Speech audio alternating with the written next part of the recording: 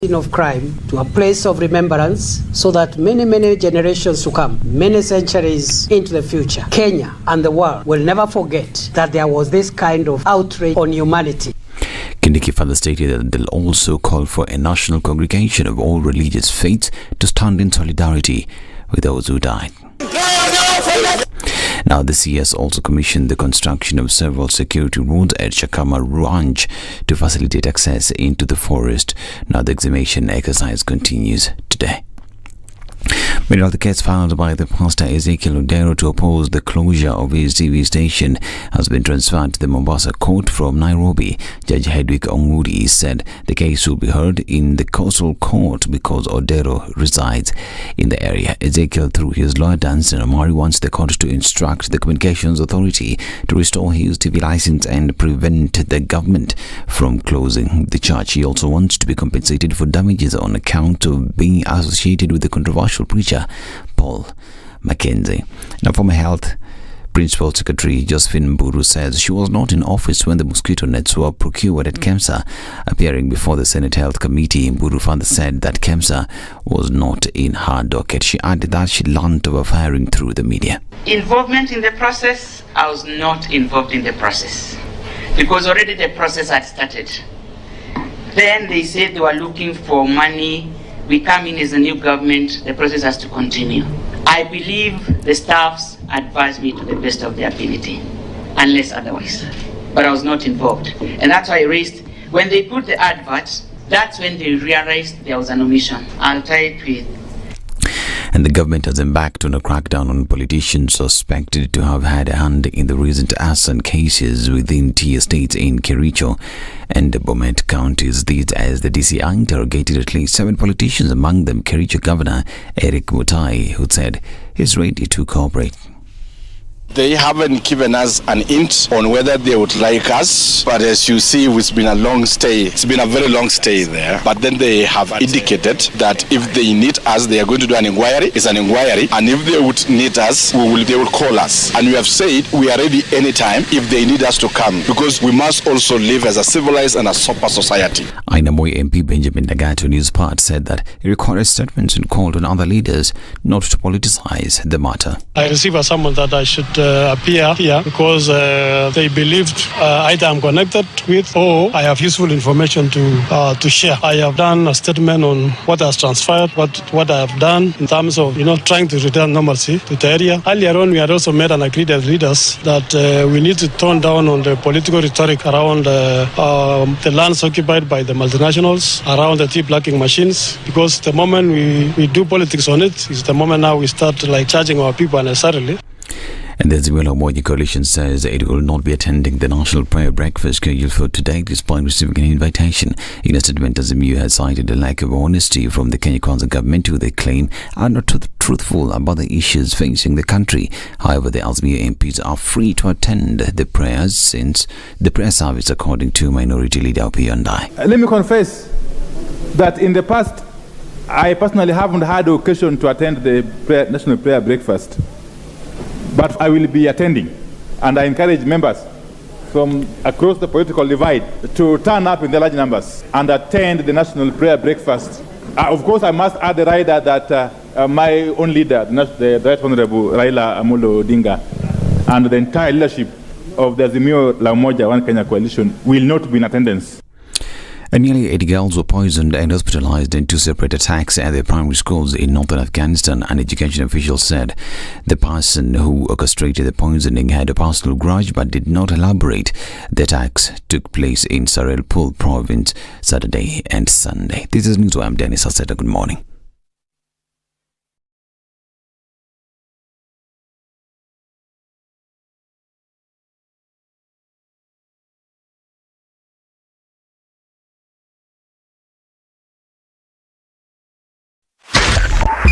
.5 Spice FM, Kisumu.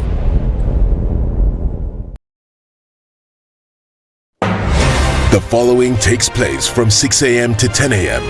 every weekday on Spice FM. This is one of the hottest show that we can ever miss in the morning, and it's a show that really gives a real situation in the situation room. Pleasure to be here. Thank you guys so much. Nduthai, nice meeting you. Even beautiful in person more than in photos. Say that again. Character is like pregnancy. You cannot hide it. You know, people hiding here and there, you know, but after 2-3 months, 5 months, now you realize, so that is why the attitude that you were showing us, you're pregnant. It's like what my grandmother would say. You cannot pickpocket a naked man. How's that? It's communal, isn't it? No comment. The Situation Room, Kenya's biggest conversation.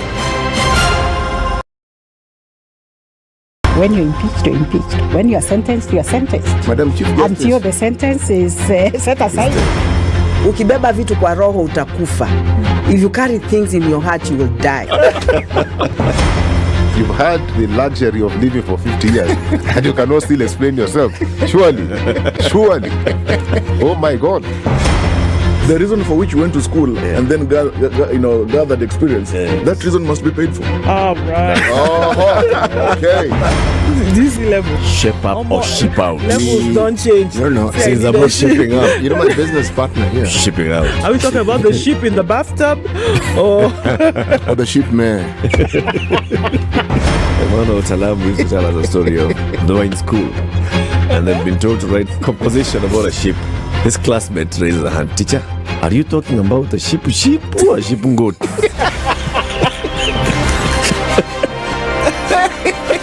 The Situation Room, Kenya's biggest conversation. And welcome to what? It's Wednesday. How are you doing today? And let's see what's going on these Nairobi streets. Traffic has started to build up as it normally would on a Wednesday morning. And we're likely to see that continue for some time. In some parts, Jogo Road, the Thika Superhighway coming in from Westlands on Waiaki Way into the city on Uhuru Highway. Slowly, everybody's able to move.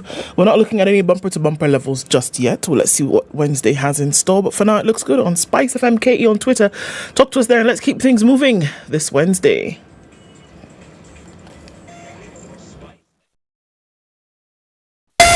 Spice FM, Malindi.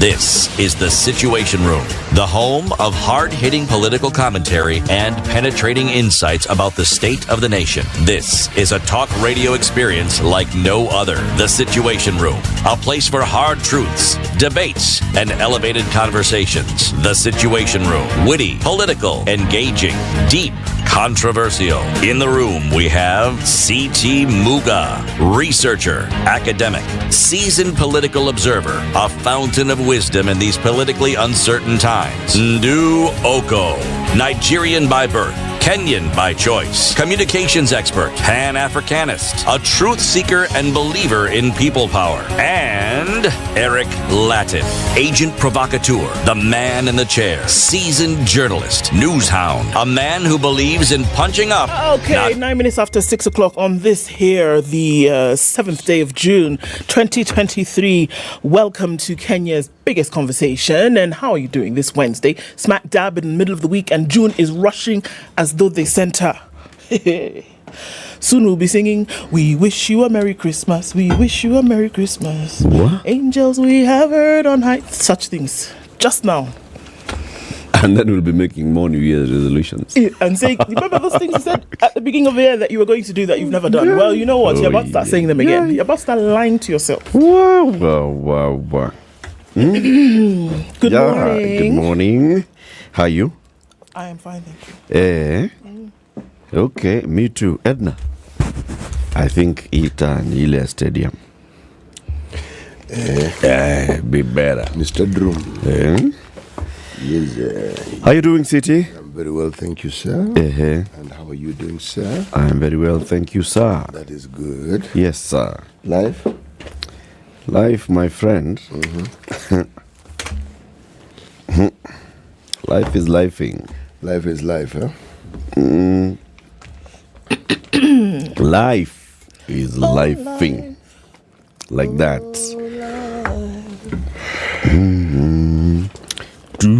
Go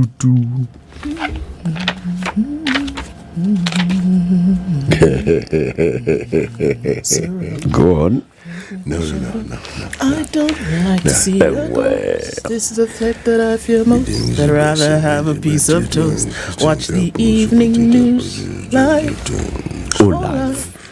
Oh, live. Oh, live. Do do do do. Bas. Hiya, everybody. Welcome to Kenya's biggest conversation.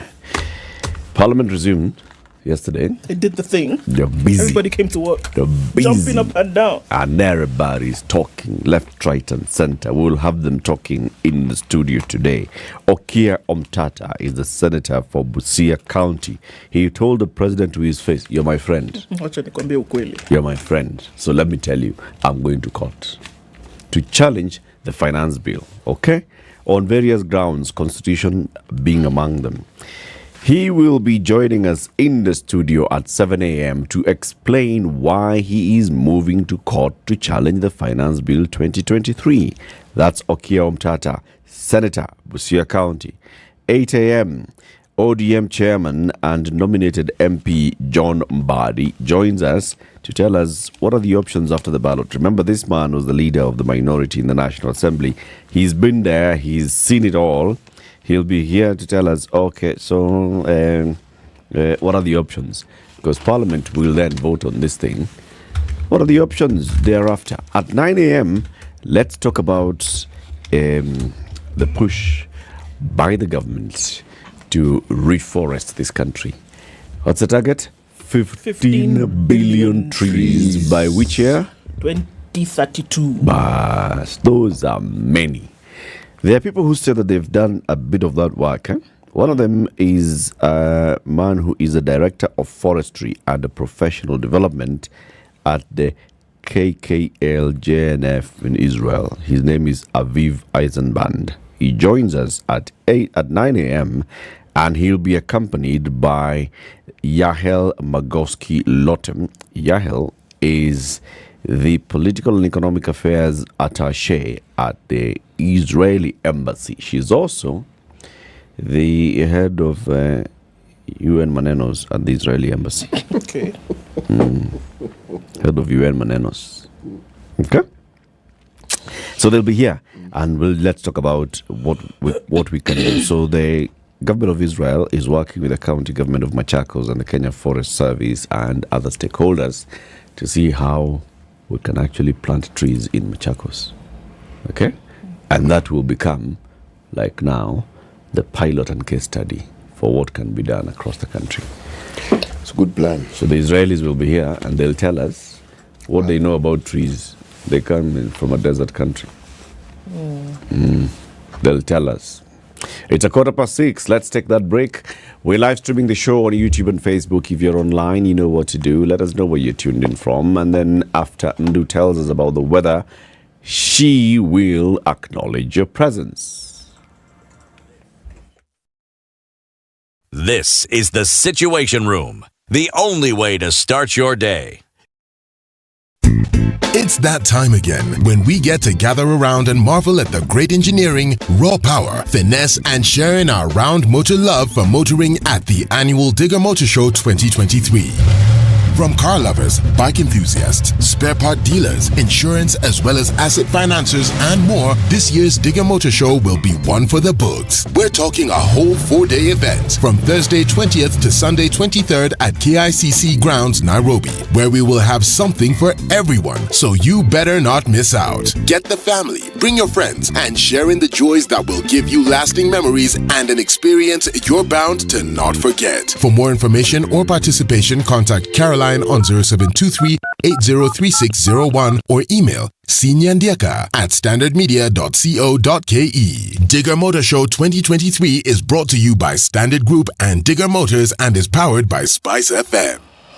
All right, this morning, looking at In Nairobi this morning, highs of 23 and lows of 13. Currently mostly cloudy at 14.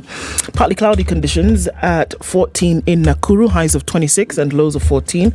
We'll see lows of 12 in a cloudy Nyeri, currently at 14. And at 12 is partly cloudy in Eldoret, highs of 24 and lows of 12. 23 is what it is currently in Mombasa, highs of 30 and lows of 23. And we'll see highs of 30 in a mostly clear Malindi at 25. It's clear at 20 in Kisumu, clear at 16 in Kakamega, 18 and partly cloudy in Kampala, highs of 26 and lows of 18, and we'll see lows of 23 in a clear Dar es Salaam, going to highs of 28. It's 10 degrees and cloudy in Johannesburg, highs of 22. And we'll see highs of 30 in a cloudy Lagos at 25. It's 22 and mostly cloudy in Kinshasa, highs of 31. 33 and sunny in Beijing, and it will go to highs of 38 today. Lows of 21, mostly cloudy at 16 in Paris and 11 in cloudy in London. 18 and a hazy night in New York. Coming into Wednesday, we'll see highs of 29 and lows of 14.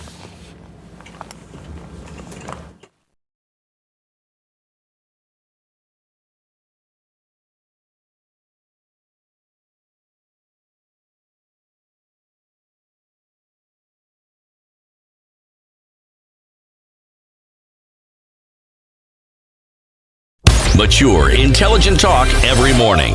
Spice up yourself.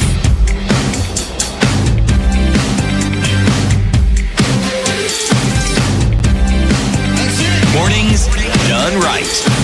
94.4 Spice FM, Nairobi. After 6.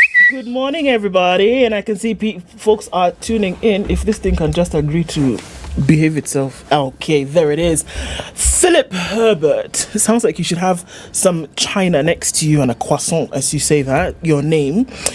Good morning to the greatest trio. I wish I could take you out to lunch, but life is lifing. Oh, yeah. Listening and watching from Homer Bay County in Suba North. Good morning to you, Philip. Dani Tiriwa is tuned in this morning, and Don Sabwa is waking up with some gusto today and says, the cost of living is not allowing anything to dictate anyone's disposable income unless unataka vita. Oui. Vuche Mosi is what now? Nyumba bill? So it must be something like good morning or something. Vuche. Mm-hmm. There's a guy here called Omwami. Can you tell us what that means? Vuche Mosi. He'll tell us in a minute, innit? Hey. Good morning, Spice FMKE. This is the Honorable Frederick Omondi Okello. It's interesting how people in this country don't understand what National Prayer Breakfast stands for in global politics. Everyone should be watching TV to understand why Azimio is boycotting this event. Okay. Everyone should be watching TV. So should we start by everybody should own a TV? Wow. Indeed. So that we do what? So we understand why Azimio is boycotting it. I think there are many things that are coming into the statement, and maybe a comma or two is missing. So it kind of just puts everything together. Watching TV, Azimio, yani for example. Yeah. If you're watching TV, if you have a TV, for example. And then you're doing something else, and then maybe... many things. Just, all those things, take with it from what... Yes. Asman Jr. says, Wapende wasipende is slowly becoming, we can look at it again. Tuning from Athi River. Opige Kopige is tuning from Kampala Kama Kawaida. Good morning, good people. Tuning from Bamburi. The tree planting target will be realized, and we've already done 2,500 trees. Okay. Collins Kiptai Kipsat says, good morning, Eric, CT, and Ndu. Good to see you. Say hi to Ednah. Ednah, you've been said hi to. Ondicho says, good morning to you, tuned in from Mwingi. Evans Nyangano says, good morning to the trio, the seasoned political observer, the Nigerian Viper. Wait a minute. You've been called Snake. Me. Look, as CT, as you're looking at me now, as you are seeing me. I can just tell that individual clearly there's nothing reptilian about you. Choose another animal. Sure. Really? I mean... And the man who punches up, not down. You have been greeted. Robert Bogo says, good morning from Mombasa. Jose says, Eric, CT, and Ndu, I'm tuned in from Homer Bay as usual. Naleo ni wait we wait for breakfast prayers if they can salve us. Okay, so there's prayer breakfast today. Today is National Prayer Breakfast. Ali Mohammed says, good morning, team. As you're always delighted to have you this morning on this iconic show. Simon Odhiambo has now moved from Magarini. Well, not moved. He's travelled and he's now in Narok. Let me ask you. Where is the Korosho thing? Where's the you're coming from Magarini, maybe you pass Nairobi. He said it's bringing us Korosho. Yeah, Korosho. Don't you go to Narok via Nairobi? Why don't we take the promises Maybe he flew? as aspirational? They'll eventually get here. Okay. All right. Sawa. Davy Arish, flowers and hearts to you too, my friend. Good morning, Njoko. Good morning. Say hello to those two, Waze. You've been greeted. Okay, thank you. Gikambura. Where is Gikambura? You've told me other places. You've not told me about Gikambura. Okay. Southern Bypass. Right? Southern Bypass, this one. Yes. First interchange that you pass, Langata Road. Thank you. Second one, Gong Road. Third one is again getting into Karen. Right? Yes. You see that one? You see it? You see that one? I see it. The next one, After that one. It's a junction, it's a stage, it's on a this town. On one side, to your right, you'll get into Dogoto. Alliances are there. You are now in Kikuyu. I'm there, I can see it. In the left, you go towards Gikambura. Is there a song about Tuko pamoja? There can be. There's a song for everything. There is. There's so many people online today. I don't even know where we're going to start from. But let's say hi to the folks on YouTube. Sophia, my absolute favorite station. She's tuning from Abu Dhabi. Good morning to you. The best from Kenya, watching from Brooklyn, New York. Ah, really? Okay. Good morning. Ruth Karenge says she's joining us from Minneapolis in Minnesota. Good morning. A triple spice, Azaria the Roof, tuned in from Texas. A lot of people who are on the other side of the pond tune into YouTube, of course. Good morning to you, Nyacheki rather, loud and clear, Arizona. James Mwangi says good morning to the team. So many of y'all online today. Karibuni sana, thanks for joining us. Karibu everybody. City, take us to Malawi. We are still in the country of Malawi. Do not use an axe to do embroidery. Why? Sure. Just like don't use a needle to cut trees. Don't use a hammer to kill a mosquito. Do not use an axe to do embroidery. There could not be more. This one, someone was targeted. This guy used an axe to do embroidery. God doesn't know what to do. I mean, it explains that embroidery, the way it is smudged all over the place. He used an axe. Do not use an axe to do embroidery. Or we have a situation that requires some delicateness. Right tool for right purpose. Yeah, this isn't a bull in a china shop situation where you just march through or bulldoze through. Kwenda pole. Yeah, elewa assignment. Ujue what it is, ile outcome ambayo inatakikana. Elewa assignment kwanza. Hii si vita. We are not always talking about axes and embroidery. Elewa medali pia. Sikia. Higher headlines. Page of the Standard revealed Kemsa rot blame game is what we're being told. The 3.7 billion shilling mosquito nets procurement mess, the first scandal of the Ruto administration, deepens after sacked and suspended government officials speaking for the first time pass the buck between each other and the agencies. Well, okay, we expected it to happen, didn't we? Police wars, NPS disowns IG commerce promotion. So the IG had promoted some people. The National Police Service have now said, we're not a Mongo. So, surprise, surprise. Are you ready for the surprise? Ruto Spy Master and Moneyman picks approved. Thuge and Haji in on the Parliament money. has said it's sour. No problem. Go ahead. Okay. Tax. That's that favorite word of the season. Traders face 1 million shillings fine or jail. If? I'll tell you that story. It's all about the suspense, CT. Okay. On the front page of The Nation, schools face closure over funds delay. Absolutely incensed by this story. But we'll look into the details and I'll hold my incense for a minute.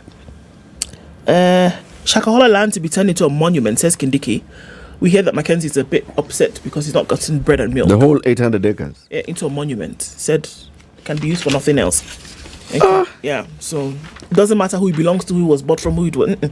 All of it now is being taken over and it will be turned into a monument. Details of that as well. Common police promotions illegal, according to the NPSC. That's the National Police Service Commission. CEO Peter Lele yesterday declared all the promotions announced by the Inspector General null and void. So stop it. This school story is a thing. And there is the First Lady in biking gear. She is riding from State House, Nairobi to Gigiri for the United Nations Habitat Assembly yesterday. So she did the green thing, green energy, and rode to Gigiri. Now, former KEMSA boss, Terry Ramadhani, was before the Senate Committee on Health yesterday. She basically said, look, all these people you people are talking about, they're just using us for scapegoat. We're not the ones who are involved in this thing. It just happens that we're in the wrong place at the wrong time. It has nothing to do with us. We're being used as scapegoats. So just so you know, it's not us. Okay? Okay. It's the stuff making headlines in those 2 days. Hiya.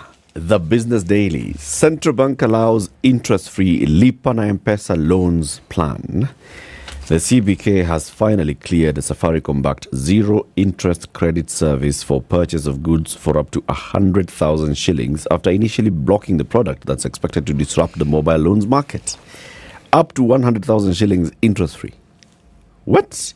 The product dubbed Faraja will be launched later this month, ending nearly a year of waiting for regulatory clearance. It's owned by Idomex Limited, a Kenyan-based financial technology firm with Safaricom and Equity Bank listed as its partners. The CBK nod comes after Idomex was cleared as a digital credit provider in March, and the regulations published last year that allow the CBK to regulate fintechs to rein in predatory lending and violation.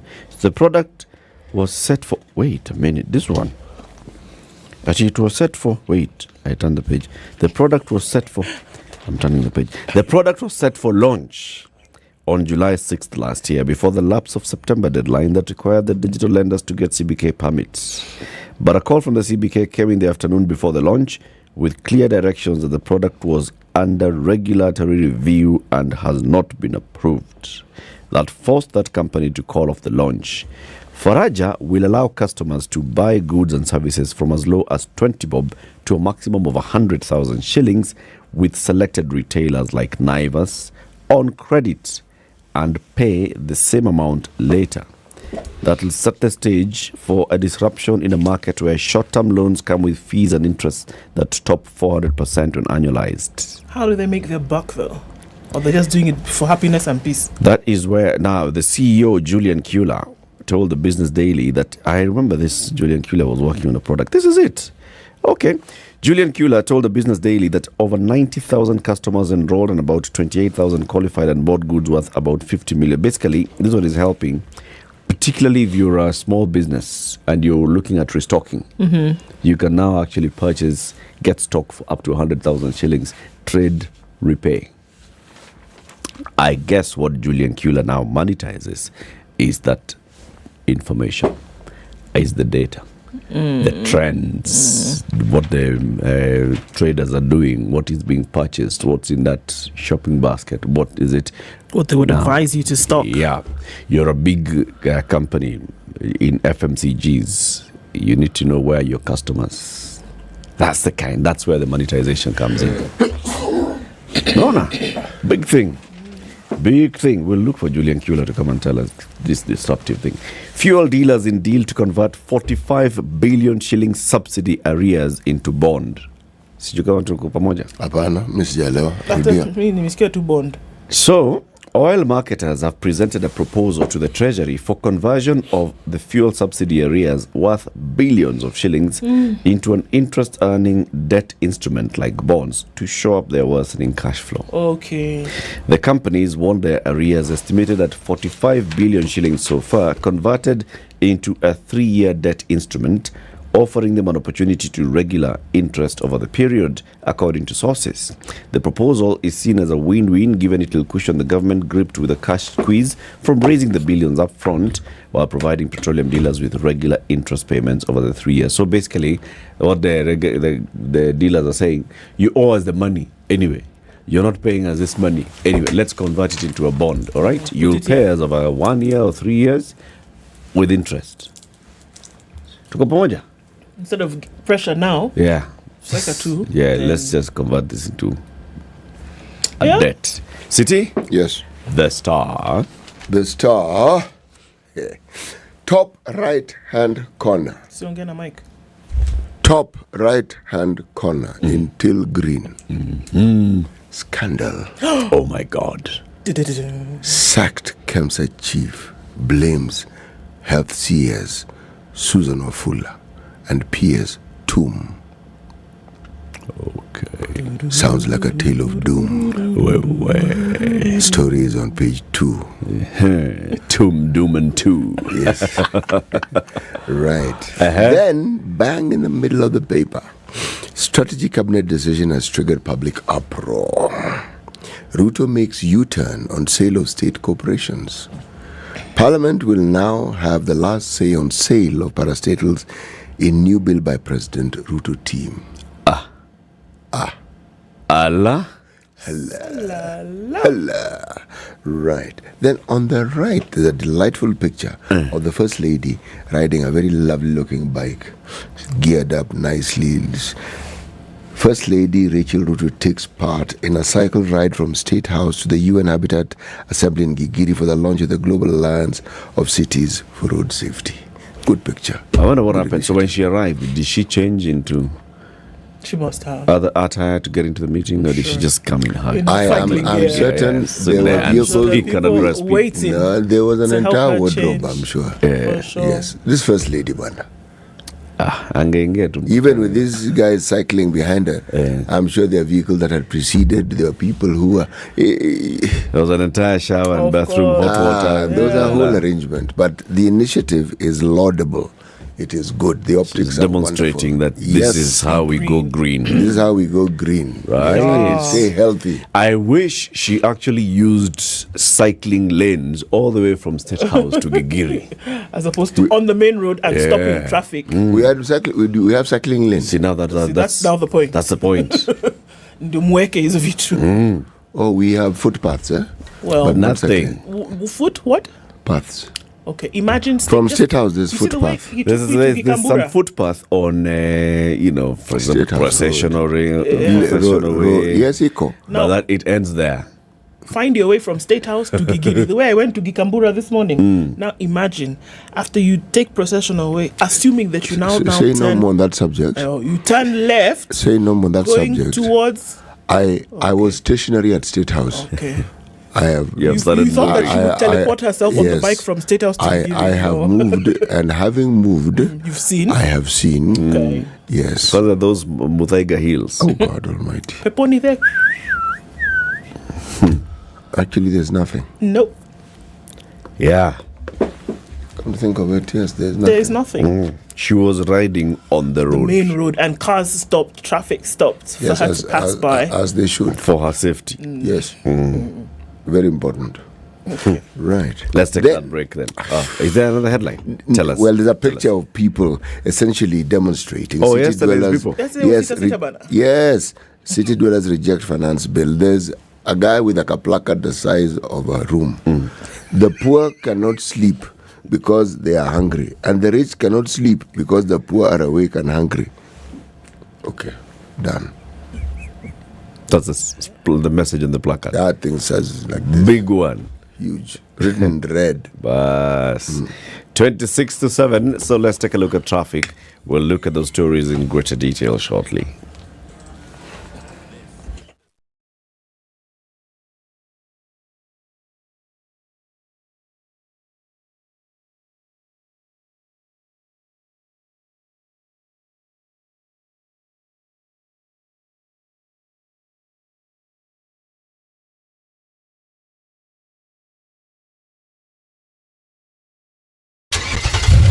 When the engine revs, will you be ready to get all that petrol head enthusiasm at this year's annual Digger Motor Show? Well, you better belt up and make your way to KICC from the 20th to the 23rd of July 2023 for a wholesome 4-day event. Come and join car lovers, bike enthusiasts, spare part dealers, insurance as well as asset financiers, and more for what will be an unforgettable experience by far. We are going all out to make it a great show for you and the whole family with something for everyone. So, you better not miss out. For more information or participation, contact Caroline on 0723 this morning. I think you'll be able to get where you're going, footpaths or not, into the city today. Are you coming off Thika Superhighway? You're all right until you get to roundabout the Pangani Underpass. It's going to slow down a bit there as folks are either going towards Wangari Maathai or going towards Moranga Road. So there, you're all right. Are you coming on Gong Road? You're also okay as you're getting towards the city. We're looking at Wayaki Way, likely to build up with what we're seeing. It's the beginnings of traffic this morning. The Southern Bypass, however, looking very good. If you're getting on the Southern Bypass, turning off to Langata, or you're turning off to Ngong, or then you're turning off to Gikambura, you should be all right because traffic in both directions is flowing very, very well. Going towards the Eastern Bypass, getting off North Airport Road this morning, you're also all right there. We'll probably see more action as you get towards 7.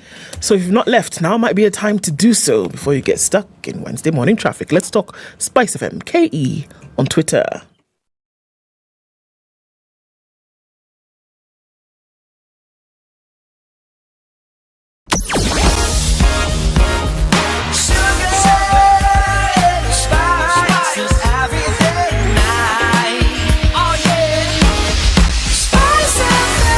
Spice up your life. Mature, intelligent talk every morning. Spice up yourself.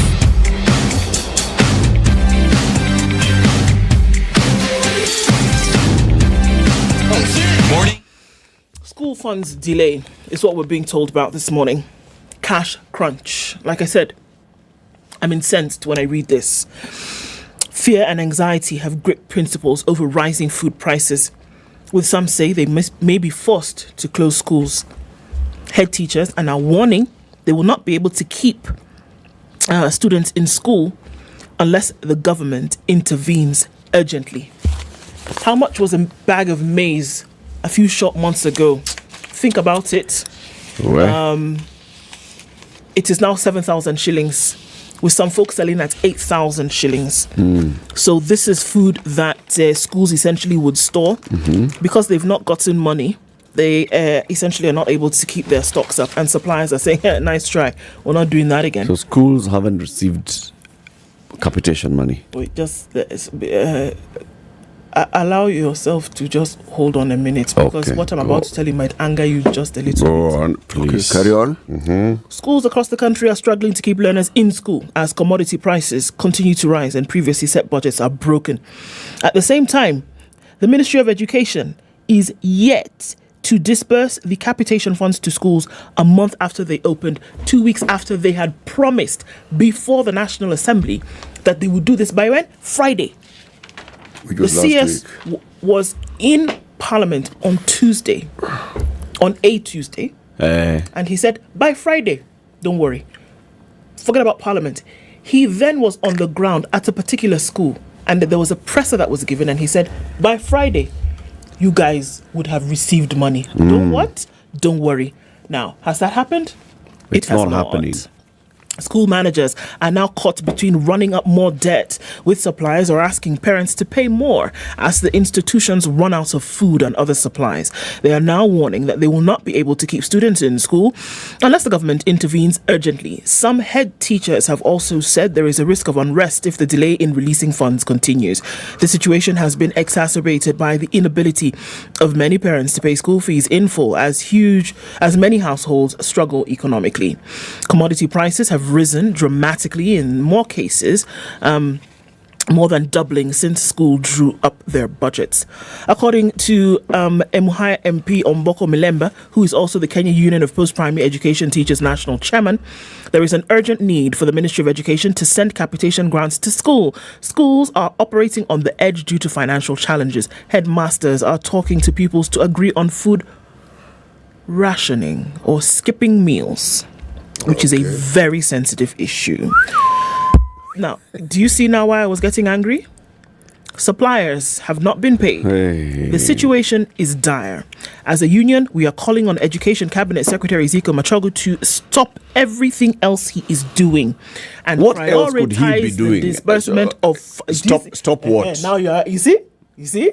Do you understand now? They want Machogu to stop what? I mean, what else is he doing? You wanted to be angry when at the beginning and I had not told you. I'm hoping Machogu is awake this morning. He's like a shagwa. He gets to work at 5. What does he go to do in the office? For goodness sake. For crying out loud. Watch a Machogu. He is not the one who holds the purse strings. The people with the purse strings, that one called Professor Jogona Dongo, and the other one, Dr. Chris Kipto at the National Treasury, what are they doing? Because listen, there's no money. Counties have not received money for so long. They have not. Okay? At least counties can raise their own source Because revenue from markets, from most to licenses and all those two things. Schools have not received money. Maybe that's why Rachel is cycling. So that what? She has no money to fuel. To fuel the car? Yes. No, you know what? I'm sorry, but if you are not... This is about education. Can you imagine head teacher? No, imagine this. The first thing that should be happening, all right, so yeah, okay, we can understand. Pay salaries, all right, Okay, so fine. what else are you doing? Before you fuel anybody's car, can you send money to school? Send money to schools, for crying out loud. Head teachers are talking to students and asking them, okay, guys, which meal should we miss? For the love of God, which meal should we miss? Choose. You want to have breakfast, or do you want to skip lunch and let's have dinner? Suppliers are telling schools, sorry, we cannot do this anymore. You owe us already from the last time. Please remember that the balance of capitation for term one came from the ministry when schools had closed. And then they were getting into term 2. Books. Let me anger you a little bit more. Remember at the end of term 1 when we're talking about, okay, they just started send to the give books out for books, grade 7, blah, blah, blah, stories. They have not finished. They have not what? They have not finished. Children, of course, parents, now head teachers are telling parents, pay a little bit more money. You're telling people who have arrears from the other term, who have not paid school fees for this term, to add a little bit more money so that they can actually feed your children in school. So this was the year, and I remind you, this was the year where extracurricular activities now were coming back. After 2 years of COVID, when there was a whole year where there were no children in school, and then 1 year when we took to stabilize, this was the year when things like the drama festivals and your sporting activities now were coming back. Now, head teachers are asking themselves, okay, will I feed you or will I fuel a bus to take you now around the country to start performing? What will I do? What will I do? What is the priority if your children cannot go to school? If and I keep telling you, all this nonsense, shouting, going up and down, the most vulnerable people in society, look at the state of their situation at any given time. That is the true picture of the nation. Remember that. Your children are vulnerable. Your old people are vulnerable. The poor are vulnerable. Your children in a vulnerable situation in school, whereby 3 things could happen. Schools could shut down, there could be unrest, or you're asking children to ration or choose a meal that they would skip. Omo, it's not funny. What else would be the priority? You know we're broke, eh? And I think that's the number one point. So they should close school. That's the number one point. My God. That we ought to actually pause and have that conversation. Okay? We are broke.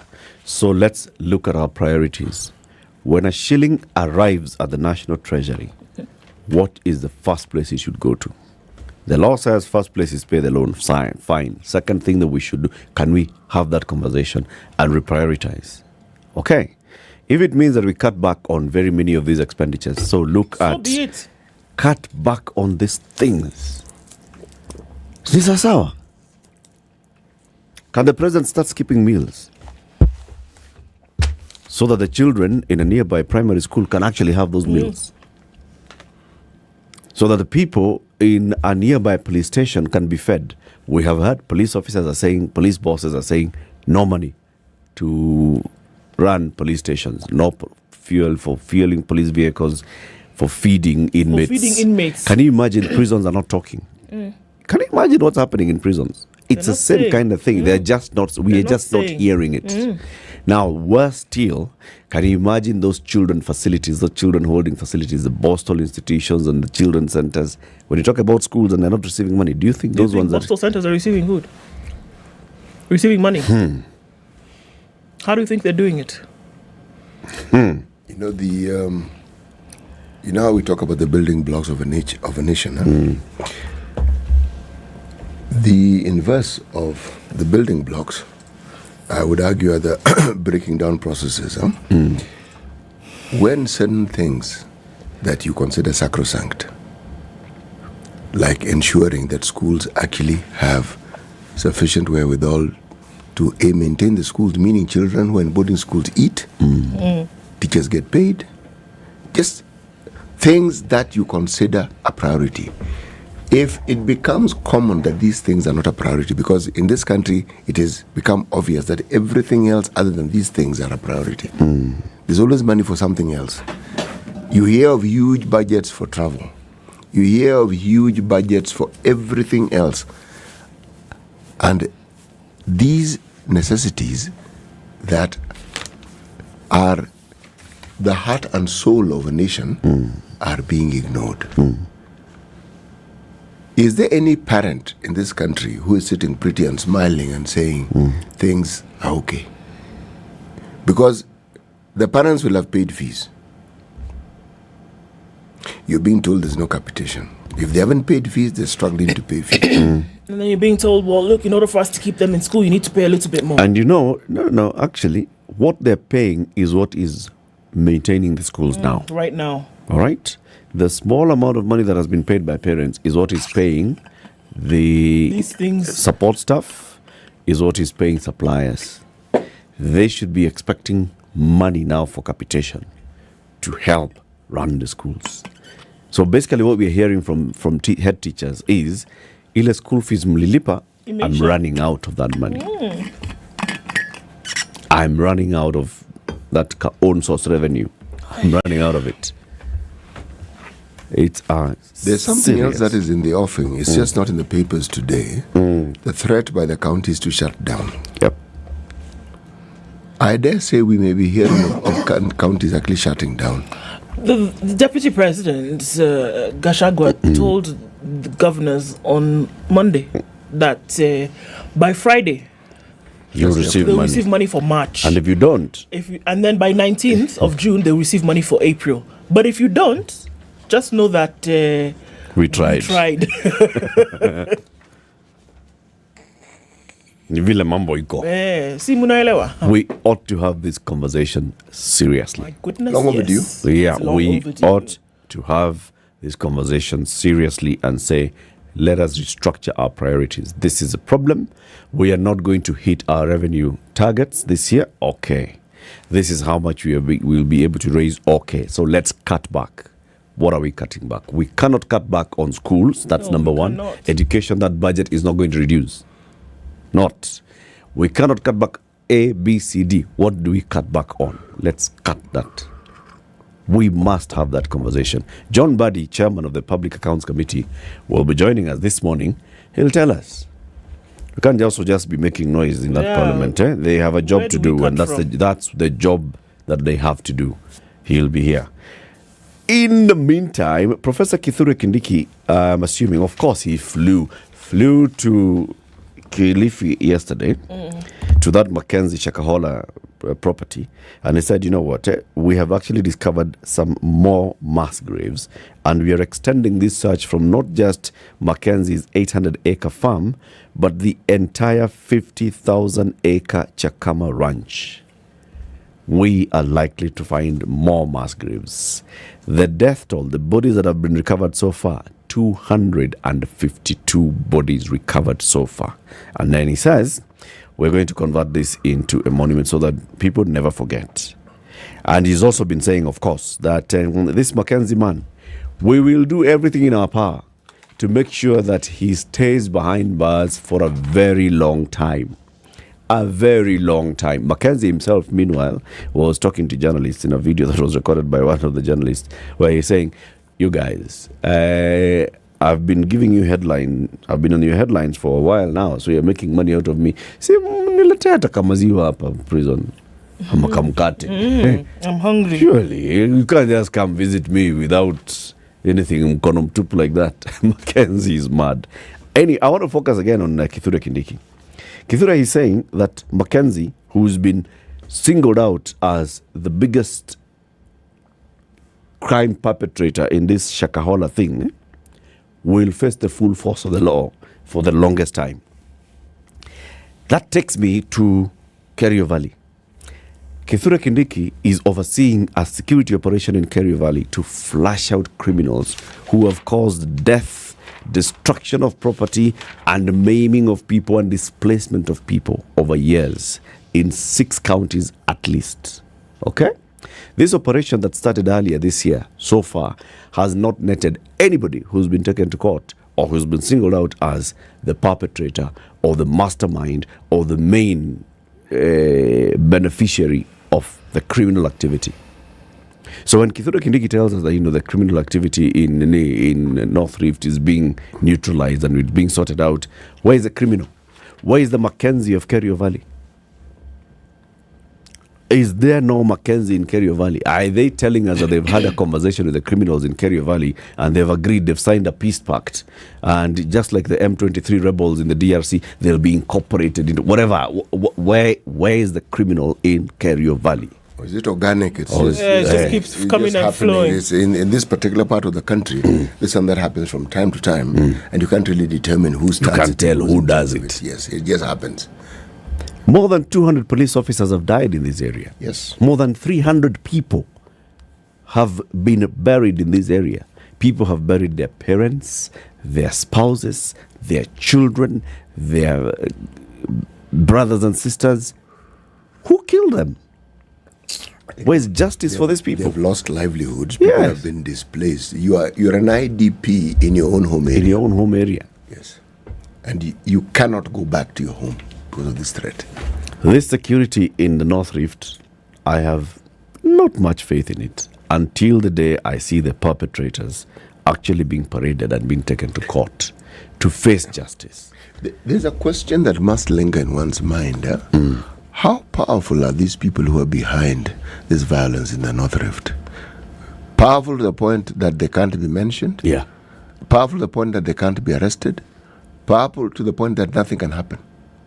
Every once in a while, some hapless-looking individual is pointed out, and you look at the person and you say, this is the one. And you realize, no.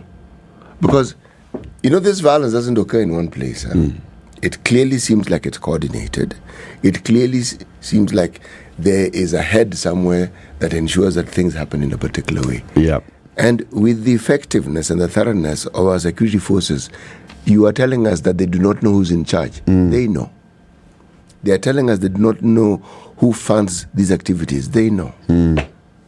So the question one must ask is, how powerful must these people be? They must be really powerful. Yes. Really powerful. And that means that they haven't stopped. No. That this security operation is also part of what they are making money out of. Yes. When the military gets out, when the police get out, and that tap is closed, they'll go back into another tap. But there's also this question that must be asked with regards to security forces.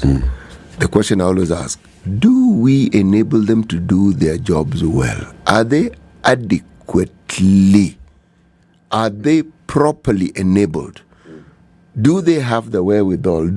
We've heard of them having drones. We've got that one. Vehicles, not so sure about that one. Sustenance. Is this one of these activities where you take in people periodically, then you pull them back? If there's a problem that's persisted for this long, should there not be a permanent solution to this particular problem? But the other countries have had this problem. Uganda had the problem in Karamajong. Similar. What did they do? They simply set up army bases there. That's it. Have you even heard a squeak from Karamanjong? They pacified the area. They did. Completely. And I mean completely. It's like even the efforts that we make, they are seasonal. When many people die, there's a lot of violence, then there's a lot of talk, there's big talk, there's movement, the optics of government doing something, and then after a while, the statements get fewer and fewer and fewer and fewer, and then you don't hear anything at all. You don't. What we need to see coming out of Kerio Valley is prosecutions. In Mount Elgon, they killed the man who was the leader of the Sabbath Land Defense Force, Matuake, and they paraded him. Then local leaders and other people were taken to court and they were sent to jail. There were people, prominent members of parliament, senior politicians from Mount Elgon who went to jail. So why is there no appetite for prosecution here as well? This one, yeah, exactly. Yes. And as Eric has pointed out, if you're talking about the security service in this country, that region has had a monopoly of top leaders within the security bracket of this country. From that region. Yep. So you cannot tell me that they don't understand what's going on there. They do. They do. Unless you're telling us that they are part and parcel of the problem. They do. 2 IGs of police who are members of the National Security Council are from this region. IG Kimayo, IG Boynet, they're from this region.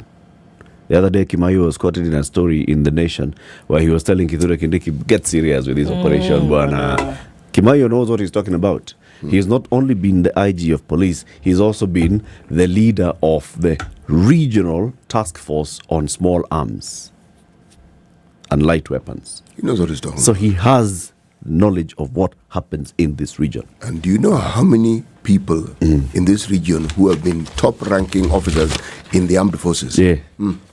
Many. Apana.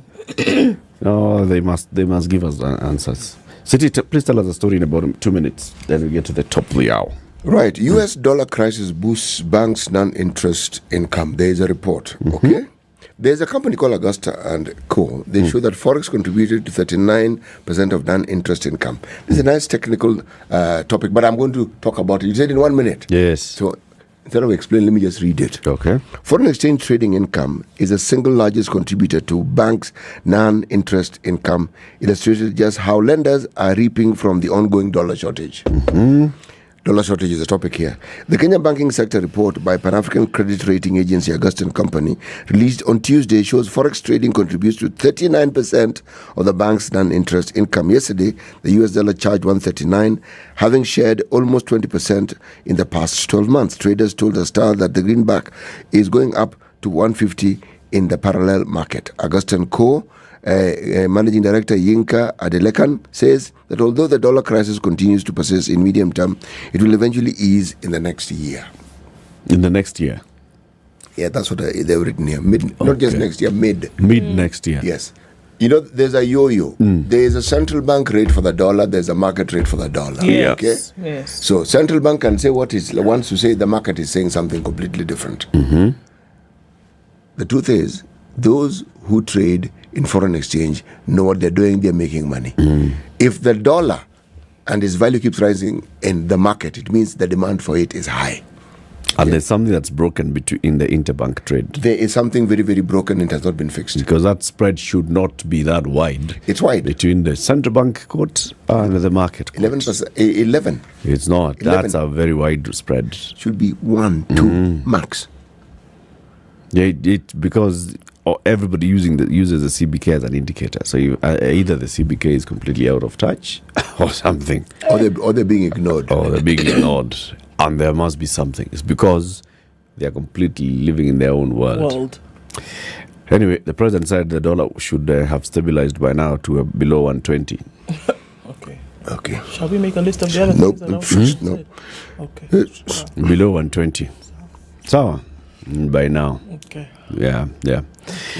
Anyway, keep it here for the next conversations. In the next hour, we speak to the Senator of Busia County, Okoiti Okia Omtata. Good morning. It's now 7 a.m. Sugar and spice, and spice up your life. The news at the top of the hour on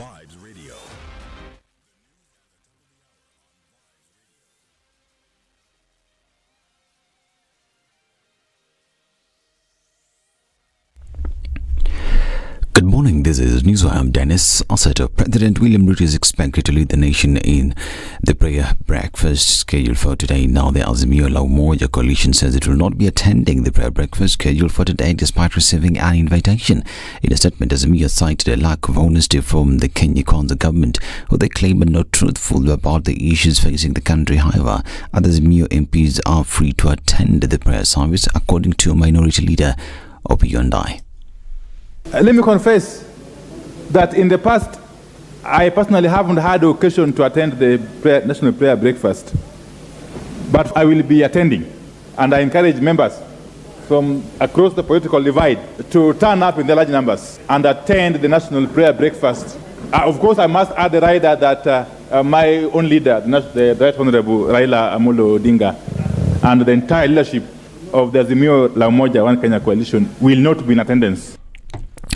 National Assembly and the Senate have already suspended today's sittings to give MPs time to attend the event, now presenting a request for the suspension of the session yesterday.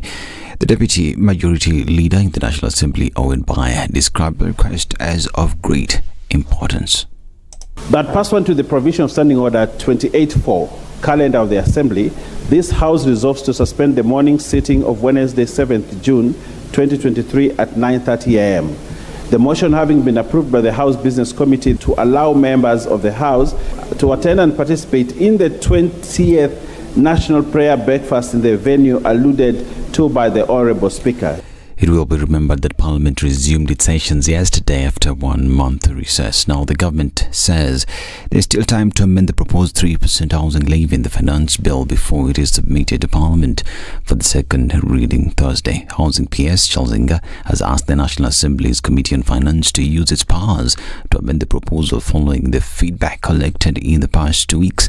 A statement about the possibility of amendments to the proposal now seems to be contrary to the executive positions that the bill will be passed as is, as it has a sufficient number of MPs in the House. We may disagree on the approach, and there are contentious issues in the bill that needs to be cured, and I hope that this committee will cure them. But don't throw the baby with the bathwater just because there is a challenge somewhere. We are asking you, we can correct it, okay, but let's not lose focus of the essence of why we are doing what we are doing. The housing levy has been objected widely by Kenyans and various pressure groups. Responding to questions by Turkana South MP on why force Kenyans to pay their housing levy, he emphasized that the plan is to benefit Kenyans by ensuring they get a decent house. This is a tax because we are forcing even the poorest in this country to make contribution to support people who are staying in these big towns. We are saying that this housing levy confers you a direct benefit, okay? So if you want to argue from a technical perspective, is it a tax? Because it takes a mandatory shape.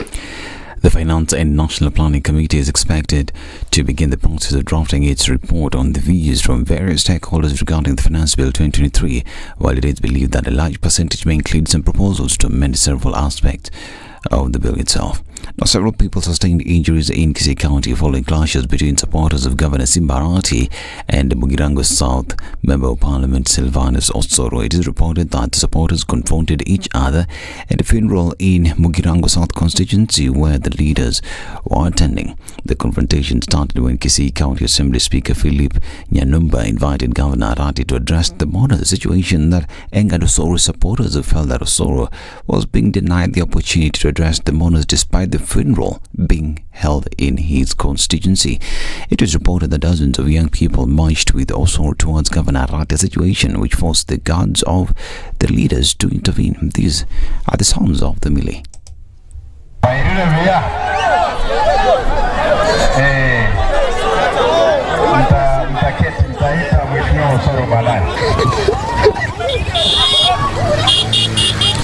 This is not the first time Governor Arati and Osoro are facing each other in February 2021 at a funeral event in Bomachonge Chachi area.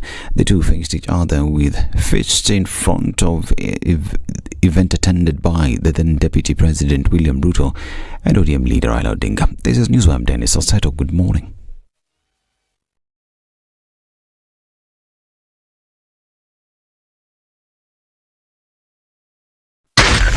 Spice FM, Nakuru.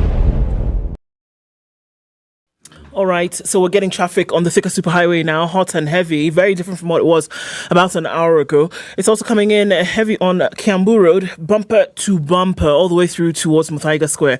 Gong Road, busy as well.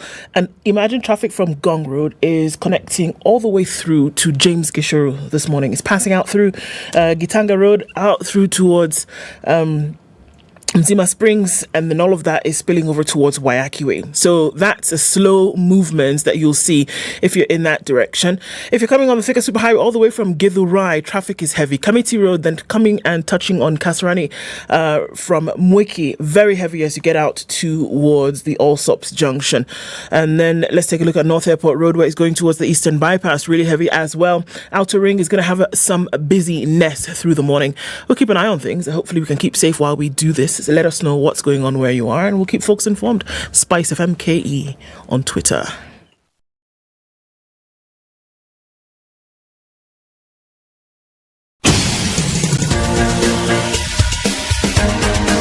This is The Situation Room, the home of hard-hitting political commentary and penetrating insights about the state of the nation. This is a talk radio experience like no other. The Situation Room, a place for hard truths, debates, and elevated conversations. The Situation Room, witty, political, engaging, deep, controversial. In the room, we have C.T. Muga, researcher, academic, seasoned political observer, a fountain of wisdom in these politically uncertain times. Ndu Oko, Nigerian by birth, Kenyan by choice, communications expert, Pan-Africanist, a truth seeker and believer in people power, and Eric Latif, agent provocateur, the man in the chair, seasoned journalist, news hound, a man who believes in punching up, not down.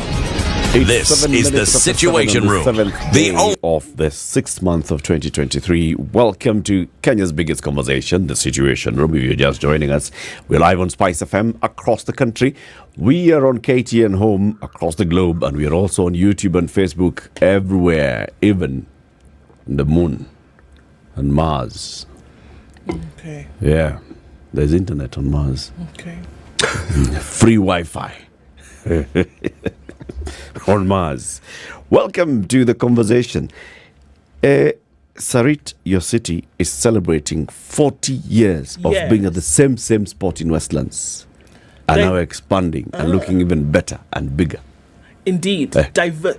Diversifying very much in terms of variety. It's been 40 years of your favorite shopping experiences, and just an experience of different things that then will be available. So Sarit says, after 40 years, how about you come on down and celebrate with us? Spend 2,040 shillings at any outlet within Sarit, and what you do is that you get a chance to enter into, again, spin the magic wheel and see what you could win, from a cruise to a car, from shopping vouchers to gym vouchers, restaurant, eat out, many things. All you have to do between 1 and 2 p.m. every day is spend 2,040 shillings and see what then you could grab. We here at Spice FM are also saying, tell us what you would spend 2,040 shillings on. Talk to us on our social media pages on Spice FM KE, and you could win a hamper at the end of it all. Sarit is 40. Wow, we have a guest in the studio. The Senator of Busia County, Okiya Omtata, is our guest today. Good morning, Senator. Morning. How are you? Very well, thank you. Welcome to Kenya's biggest conversation, the hot seat of the Situation Room. Opportunity. Umezoea kuitwa mheshimiwa Senator? Anyway, Gina belongs to those who call. A name does not belong to you. You don't need a name for yourself. It is the people who need a name for you. Really? So whichever way they choose to define you, that's up to them. It's only that now you change who I am. You need a bigger car, security, all those things. maybe not, but I drive a Demio. Even you have come in a Demio out here. Where is your security? A car is a question of a system of levers to get you from point A to point B. A bicycle can do it. Anything can do it. Right. Yeah. So you're driving a small car. Yeah, it's good on the pocket. No, he's driving a car. The car happens to be economical, and in terms of size, it happens to be small. Yes. But he's driving a car. And it transports me. From point A to B. Yes. And slightly better than a motorcycle, because when it rains, it doesn't fall.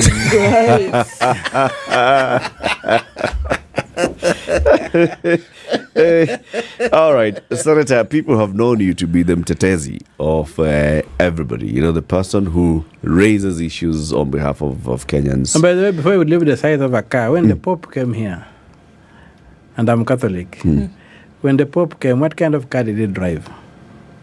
From the airport to... What has he driven actually? I don't know. Tell us. A Honda Civic. It was a Honda Civic, eh? Yeah. No, this is the point where now I start feeling there's something holy about that car. You're going to look for a Honda Civic. And me, I think I'm going to buy a Honda Civic. Blessings mingi. Impartation of holiness. Yes. So, and that's how things are. Karibu sana. Asante. City has the day's proverb. Yes, our proverbs for the whole of this week come from the country of Malawi. Do not use an axe to do embroidery. Do not use an axe to do embroidery. Senator, what do you understand from this proverb? What's your interpretation? I think it just says do things the way they're supposed to be done. And if I would go to St. Thomas Aquinas, who is one of the fellows I read a lot, in his principle of completeness, he says, if something is worth doing, it's worth doing well. Otherwise, leave it alone. Yeah. Okay, he's put it something is worth doing. Do it well. Do it well. Yes. Bas.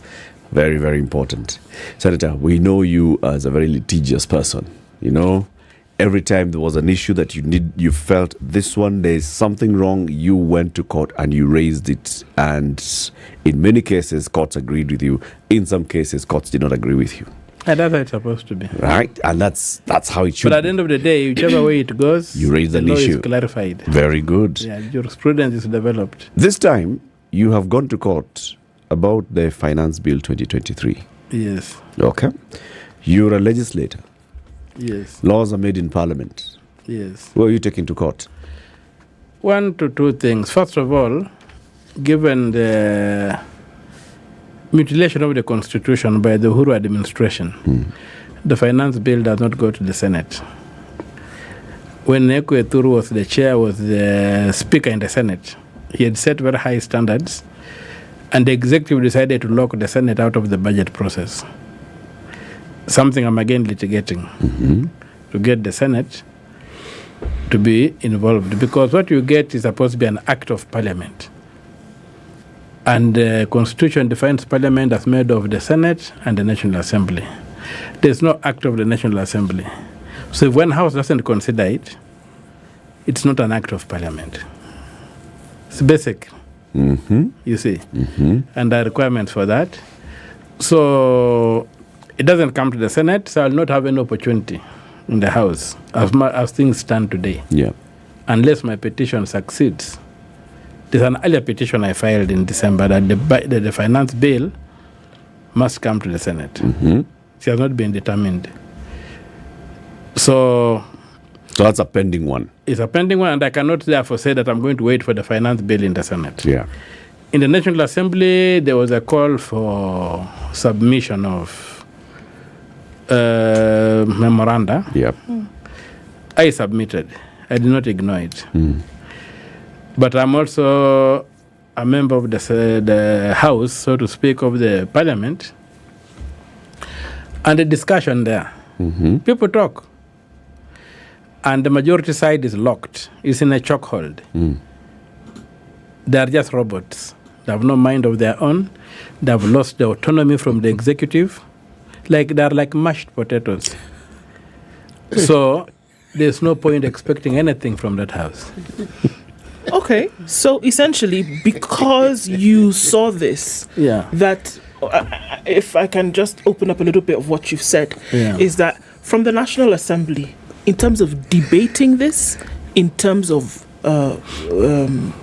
interrogating the issues, nothing substantial was going to come out of it. So if you did not go to court and at least ask for some of these things to be opened up, we were going to see this thing just go through and die. Yeah, there was an element of that. And the issue I'm also engaging out of, when you look at the structure of our constitution, it's very clear that the power to tax is in the National Assembly. The executive is supposed to propose, and then the National Assembly determines. As matters start, it's supposed to be in Parliament anyway. But the way as it stands today, it should be in the National Assembly. Because of what Uhuru did. So, unfortunately, what is happening is that the executive is trying to tax. So the tax is coming from outside Parliament. It's not a proposal. When the president said, "Dare you vote against it?" You see, he's not requesting for money. He has made up his mind, and he's looking for a rubber stamp.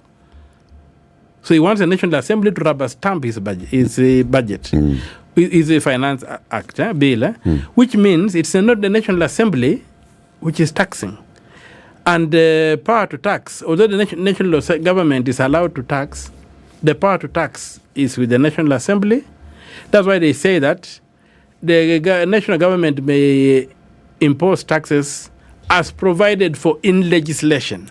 And that legislation is the finance bill right now. And it comes from the National Assembly. So as things stand right now, Senator, the National Assembly has all the powers behind it. The constitutional power, and even other statutes that say you have the power to determine how people are taxed. But then what's the problem that you're saying? Are you saying that the National Assembly does not recognize its power? It's a bowl of mashed potatoes waiting to be eaten. You saw the president talk the way he talked. If he was dealing with an independent institution, he wouldn't talk like that. He would have requested them that kindly, I've given you a proposal, please don't consider it, don't throw it out. But he said, dare you throw it out? I'll be watching who will vote against it. Why? Now, because what has happened is that the political institutions in this country are personality cults. And that's why I'm not just saying, even if you look at the opposition side, a lot of what their MPs end up doing in Parliament is driven from outside Parliament by their leaders. When you look at the government side, it's the same. So that autonomy of the House, that the House now becomes an institution with the power to check, independent of all other forces, but with the power to check the government of the day, is something we don't have in structures. You have seen that some of the issues that have come, which I'm again prepared to challenge, you have seen the president write letters to the speaker saying, in the next year, I want to see this debated. The president has got no capacity to do that. He can only introduce a bill through the Attorney General. Or he waits for a bill to be debated, then he can reject it with this memorandum. Saying why he's rejecting it. But when he says, I want to see this, I want to see this, I want to see that, where does he stand in the Constitution? He's trying to run this country like he's the law. Like his word is the law. And that's basically what we are saying it should not be allowed to do. And let me tell you, liberty is not lost by coup d'etats only. Liberty is sometimes lost by innocuous clauses in the Constitution or in the acts of people too. Like right now in the bill we have, there's something very, very small that is not being noticed by anybody. There's a iron ore. We have iron ore in Taita Taveta and many places, and even in Busia, where I come from. All those Samia hills is iron ore. And even before colonialism, there used to be smelting of hose and whatever. Used to be made in Samia, those areas, when you can go and still see the smelting point that were being done before the white man came here. Now that iron ore is still there, and the iron ore in Samia is a magnetic type, very high quality. Now, I have been trying to campaign and see how do we get these resources out of the ground to benefit the people of Busia and the people of Kenya. Now there's a tax that has been slammed. They are saying for every ton of iron ore exported, you will pay $175 to It is hidden somewhere in the finance bill. Mm-hmm. Now, the international market, if you check even if you Google it right now, for iron ore, is $108. So this tax of 175 means you don't want iron ore. Sure. You just slowly. On the world market, the $108 is the cost of iron ore per ton. Per ton. Yes. $108. $108. Okay. The proposed tax. The proposed tax in this country, if you're exporting, yes, is $175. $175. Don't export iron ore. So they're saying don't export. Yep. And why? If you look at it, if you are driving to Mombasa, there's around Mariakani. It's a big plant that has been put there by Devki. For smelting, for steel plant has been put there by Devki. Yes. So you can basically see that they're trying to lock this iron ore for Devki to create a monopoly. But then the tragedy is that there's a non-magnetic and magnetic iron ore. The Devki plant can only do non-magnetic. So CEO Mtata can also open his own plant. But where? What stops you from stopping opening Where a plant? where do I open that? In the Samia issue Hills. there should be open competition. Let people get value for their iron ore. I hear what you're saying, Mheshimiwa. Let people get value for their iron ore. And Why must we export the raw material? First of all, it's a property of the people, whoever will have invested in it. Okay? So, if there's no technology for adding value that can be exported, if you want to build local industry, come up with the formula for a local industry that is open to competition. You see what I've done with macadamia in Meru. You see what I've done with the korosho in the coast. You'll get a bin of korosho is about 10 shillings. One seed of korosho. Well, that thing goes for about 100 and there's about 10 seeds inside. It's about 100 shillings. But you can look at the korosho industry. Because they locked it from being from an export market, they created local monopolies who then exploit the farmer. The farmer has got no option where to sell. In fact, there's a bill now by the governor for Kirinyaga, for the senator for Kirinyaga, trying to get that law reversed so that people can be free to export and benefit from the benefits of competition. They're saying they are locking this in for the local industry, but then they create monopolies that do what? That oppress people. Is it that there are other interventions that are creating these monopolies? Because, Mheshimiwa, for a long time, we've been talking about how Kenya and African countries have just been selling raw material, no value addition, and therefore not earning optimum what they should be earning. Now, if there's a move by the government to discourage the exportation of raw material and encourage value addition in the country, what's wrong with that? Yes, but let it be reasonable. Let it be open to competition. So that's what I was asking. Are there other interventions that are locking out competition? Is there something in law that blocks Okiya Omtata from setting up an iron ore smelting plant anywhere in this country? No, I don't know if they are. But one thing that I also realize is that if you went to a place like Busia today, okay, with the kind of power we have, which is largely 11 kVA, can you set up industry? Is there infrastructure for it? There isn't. And in fact, right now, one of the things I'm really fighting for is to have a substation. And from where I come from, you see this power, this is big, the 312 volt power lines that come from Uganda to Dandora. Those lines. I'm trying to fight that there should be an earth station. There should be a substation in Busia whereby the lines can be dropped to supply power to Bungoma, to Busia, to Siaya, and stuff like that. Otherwise, you just observe the electricity passing over your head. And high voltage, it's not helping you. So you can't set up industries. I can't set up industry. I want to ask specifically, because you've gone to court about the finance bill. What are you challenging in the finance bill?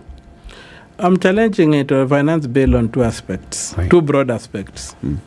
One is the constitutionality of what is being done.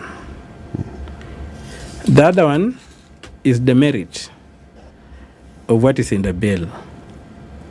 So on the constitutionality of the bill, I begin with the issue like when you go to, I've just told you that the finance bill does not go to the Senate. Yes.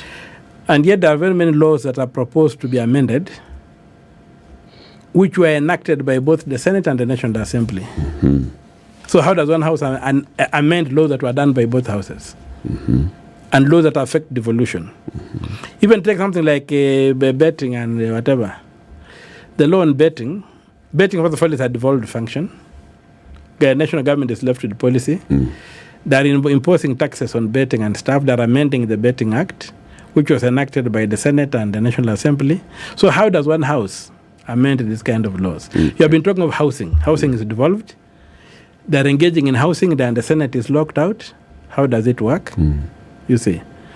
You have seen that trying to amend the law on statutory instruments through the Finance Act. Now, the Statutory Instruments Act, a law, is one that controls the power of the national government to make law or to make regulations or subsidiary legislation. So you'll find that these laws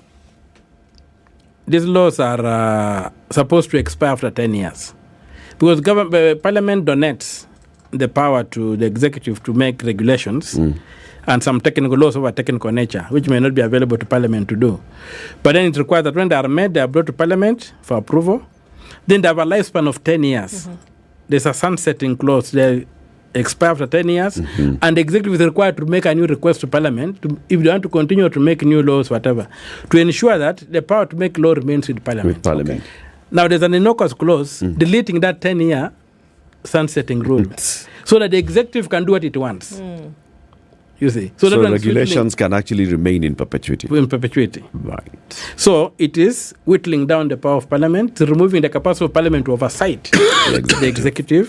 So that's an unconstitutional provision. Yeah. You come to property laws, property rights. If there's something like the housing bill, Parliament, the executive is only allowed to tax, not to force people to save.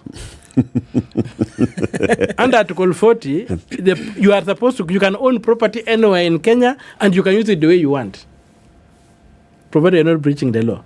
When you go to Article 36, it says you cannot be forced to join an association. So this forced taxation, this forced saving, they're forcing you into a circle. What is it doing? Being told you are going to use your money this way, what does it do? When you come to discrimination, people like teachers, you have people like low-income earners generally, will be forced to pay up to the maximum 3%. Because they have capped it at 2,500. So for me, with the kind of salary I'm earning in Parliament now, I'm supposed to pay something like, if it was 3% applied, I should be deducted 18,000 shillings. But they are saying, Omtata, you are going to pay a maximum of 2,500. It's totally unfair. Why don't you apply the 3% across board? Without a cap? Without a cap. Why are you capping it? When you cap it, you hurt low-income earners. You see. They are not factoring in issues like those who already have houses, those who are already paying mortgages. Then even in the Employment Act itself, it says you are not allowed to deduct your salary to less than 1/3 of your income. Already people are already on 1/3. So like people are surviving there. Have they done an audit to know when they put this 3%? Will it go beyond that? Sure.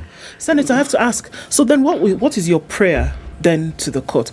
And this is interesting because when I guess many people said finally, okay, Omtata has gone to court, would he then be the one who would help folks? Because interestingly enough, the sentiment was that maybe coming from the National Assembly, even before the threat came, that there was not much in terms of hope, in terms of what would be done when it came to debating and passing this or not passing it, whatever the case may be. And then they said, okay, finally, maybe there's something that would be done then at the court. So what is the prayer of the court, even having taken all of these things into consideration? Well, there is a staggered prayer. It's a very tactical engagement. There's a prayer for the court to intervene with the bill. And there's a prayer with the court, in case that doesn't happen, then the court to quash the act. when it has already been passed. So it's a marathon, not a sprint, what you are engaged in. Now, the other thing I wanted to bring out that is most important in terms of merit of the bill is what percentage is going to debt. It's more than 70% of the revenue. And when you look at this bill, one thing that is hidden from many people is exactly what is happening. What is happening is this. When Kibaki took over from Moi, over a period of about 10 years, he expanded the revenue base, the amount of money collected by the Kenya Revenue Authority, by 1 trillion shillings over a period of about 10 years. Yeah. It kept on growing incrementally as they expanded the tax base and all that kind of thing. Uhuru came in. Within his 10 years, he also expanded the tax base by about 1 trillion shillings. Yep. Ruto has come in and he wants to expand the tax base by 1 trillion shillings in 1 year. People have not seen that. And that's why the shock is. They usually tell you if you want to cook a frog, you can raise the temperature slowly, you'll cook it. You will not know. Yeah. But then you bring the frog will jump thrown the frog into the fire. You'll jump out. So, President Ruto is trying, assuming everything is okay, is trying to expand the revenues raised too fast by 1 trillion shillings in a year. Mathematically impossible. Now, as you come down, you'll find that still on the housing, we're not discussing, houses have to sit on land. And to me, that's the biggest scam. They have not told where the land is. And this is a scam to steal land from the counties. The land is in Kenya. To strip land from the counties. So counties are being told, set aside identify land where we are going to put. We will come and put houses. Now, when they put up these houses, the developer will be given that land for free. Yes. No taxes. So public property is transferred to a private investor, whom we have not been told the identity. And look at a classic example of what has happened in Mombasa. There's this thing called Buxton. Yeah. The estate is about 12 acres. 14 actually. Yeah. When they began this thing, you were told all this kind of thing that you are hearing. Shabali was given this land for free. He paid no taxes on it. He promised that when they do the houses, they'll be selling at 1.6 million. Right now, the lawyers are asking for 6 million. He got the land for free. The county lost the land. And the people who are supposed to be in low housing are not getting it. When you listen to Hinga talking, he said the units will be valued at around 50,000 shillings per square meter. Now, if you go to Great Wall out here, you will find that the units are going for about 30,000 shillings a square meter. Great Wall, there was no free land. Taxes were paid. It's a private developer. It's in Nairobi. So why should the government get free land, get free money from this fund, pay no taxes, and give us houses at a much higher price than what our private developer is giving in Nairobi? So this is a Ponzi scheme. This is a scam. What's the role of Parliament in oversighting this thing? Because, yes, we've been talking about the housing fund and the questions that have been asked.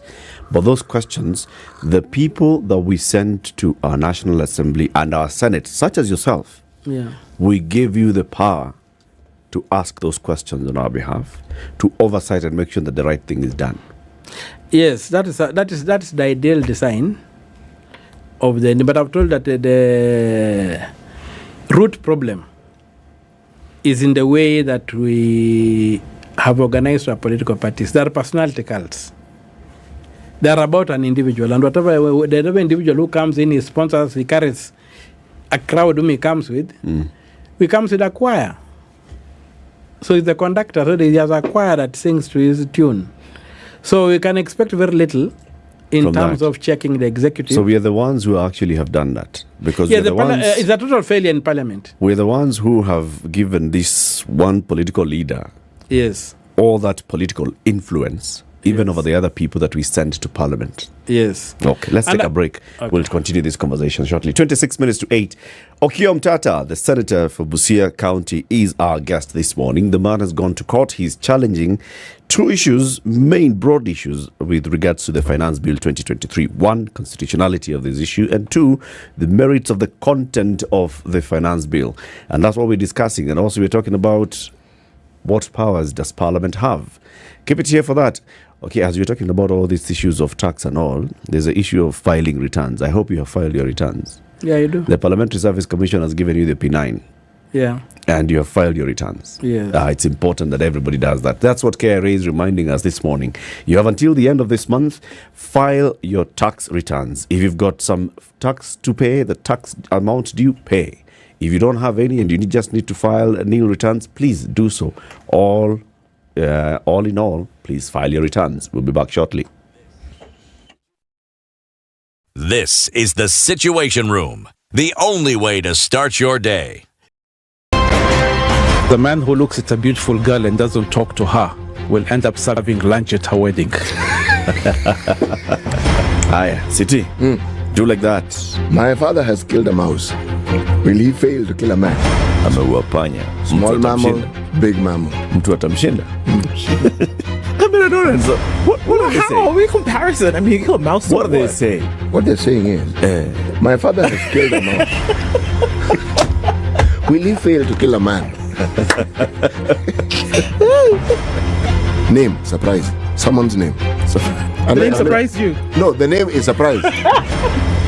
No, what am I saying? I'm from Nigeria, man. I met somebody called I Believe. So I said, your name is I Believe? Yes, my name is I Believe. But that's the short form. I said, excuse me? I said, yes, my name is I Believe. So what's the full name? I believe in the goodness of God. The Situation Room, Kenya's biggest conversation. The sun is coming up in Nairobi, highs of 24, and we'll see highs of 26 in a sunny Nakuru at 14. It's 15 and sunny in Nyeri and sunny at 12 in Eldoret. Mostly sunny conditions at 23 in Mombasa and at 25 in a sunny Malindi. It's 20 and sunny in Kisumu and 15 and sunny in Kakamega. 18 degrees is what it is this morning in a sunny Kampala and mostly sunny at 24 in Dar es Salaam at 12 degrees. 10 degrees Johannesburg is mostly cloudy. It's cloudy at 25 in Lagos and cloudy at 22 in Kinshasa.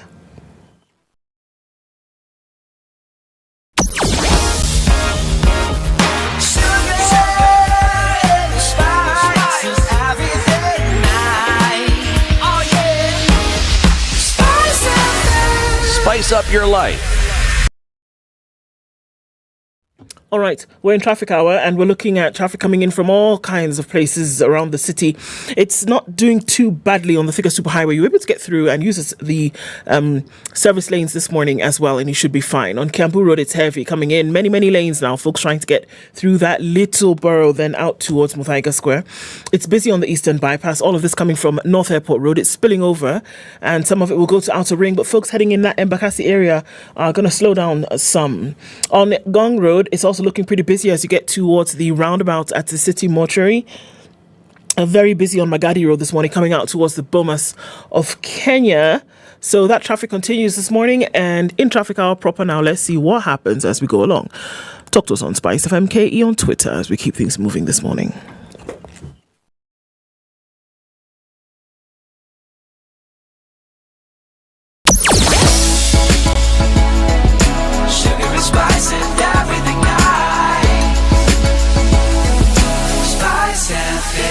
Spice up your life.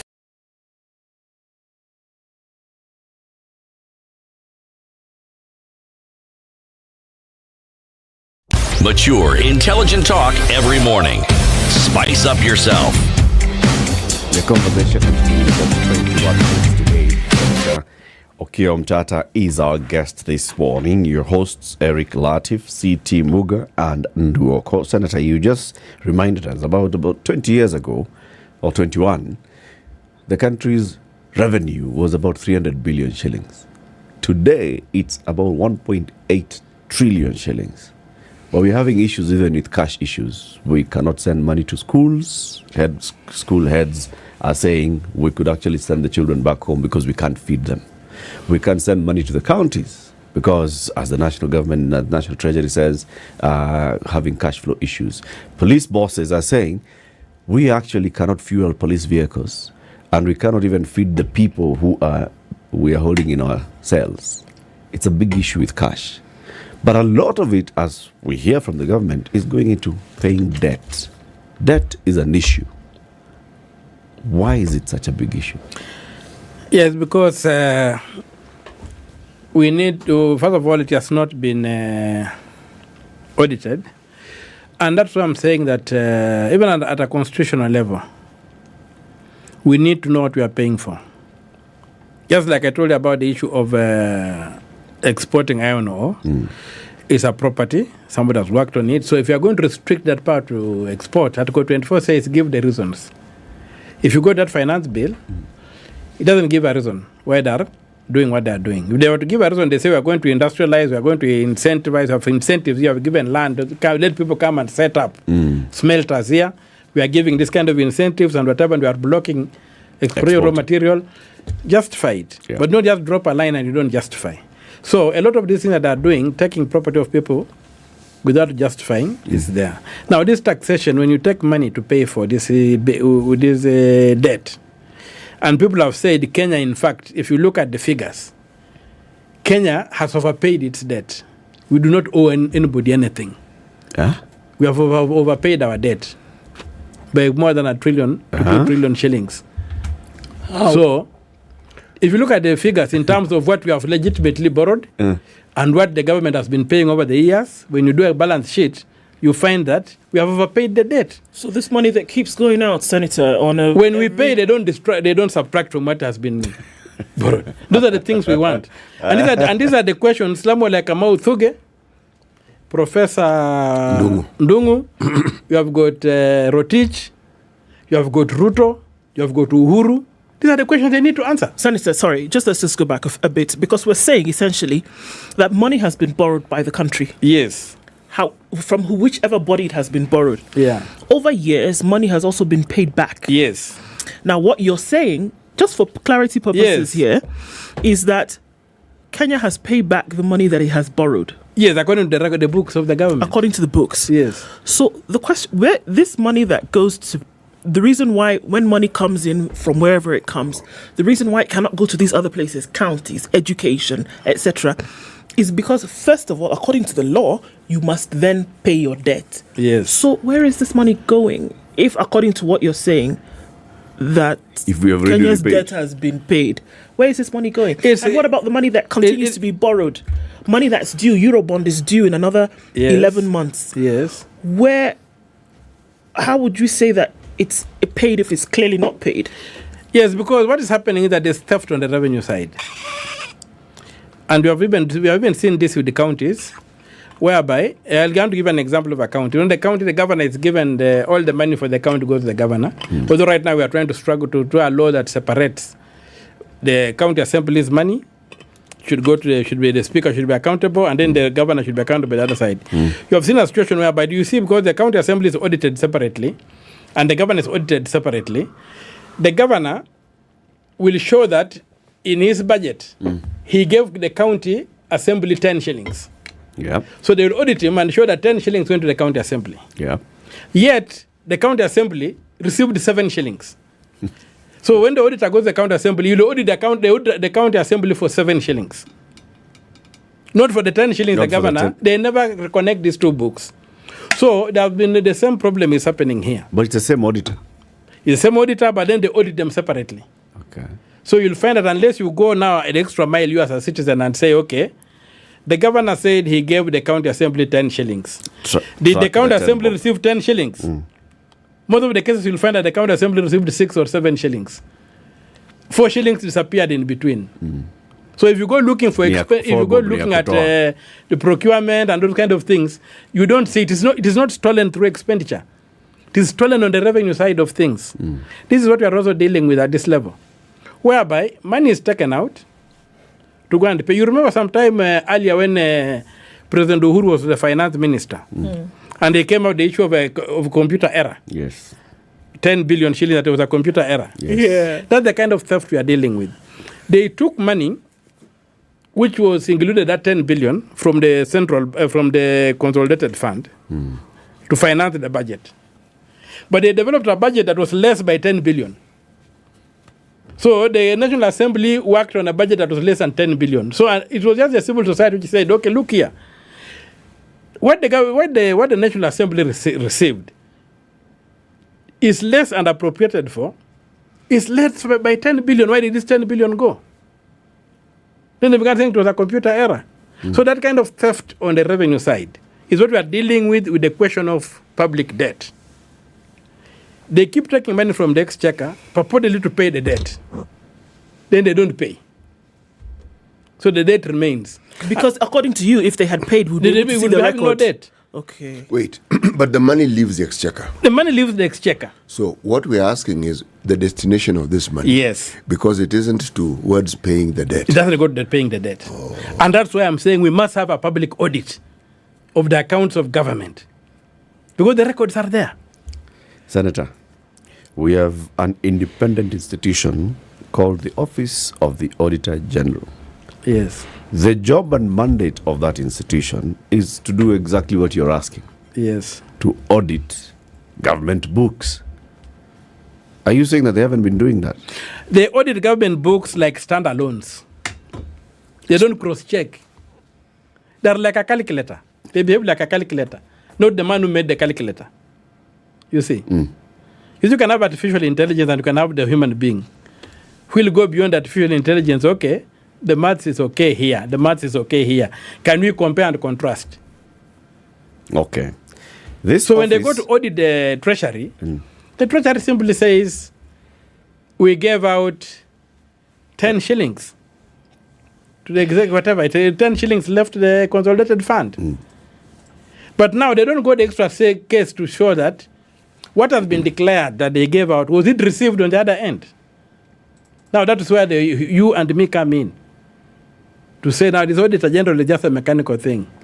Now you and me who pay the taxes, can we follow and say that this 10 shillings that left the treasury went where it was intended to go? Because they will go the other side and then say, okay, how much did you receive? This one will say we received 6 shillings. They will audit him for 6 shillings. Here they've audited this guy for having released 10 shillings without following up to connect the two, to cross-check and confirm that what was released here is what was received the other side. So the auditor does his work like he's auditing different planets, not even different So the auditor is not doing a comprehensive job. I think that's how the act is structured. Okay. But then the consumer of the report that comes out of the Office of the Auditor General is primarily Parliament. It's Parliament. So Parliament should be able to pick these things out. It's supposed and to ask do these that. questions of the Auditor General. Go to Parliament and look at yourself. Where are they in terms of the reports of the Auditor General? 3 or 4 years back. 4 years. It's generally historical, yes. So you'll find that these things, they just become academic. And that's why the people themselves must stand up. That's why Article 1 comes in. That you can exercise your sovereignty through the institutions or directly. So outside institutions, we must audit the public debt.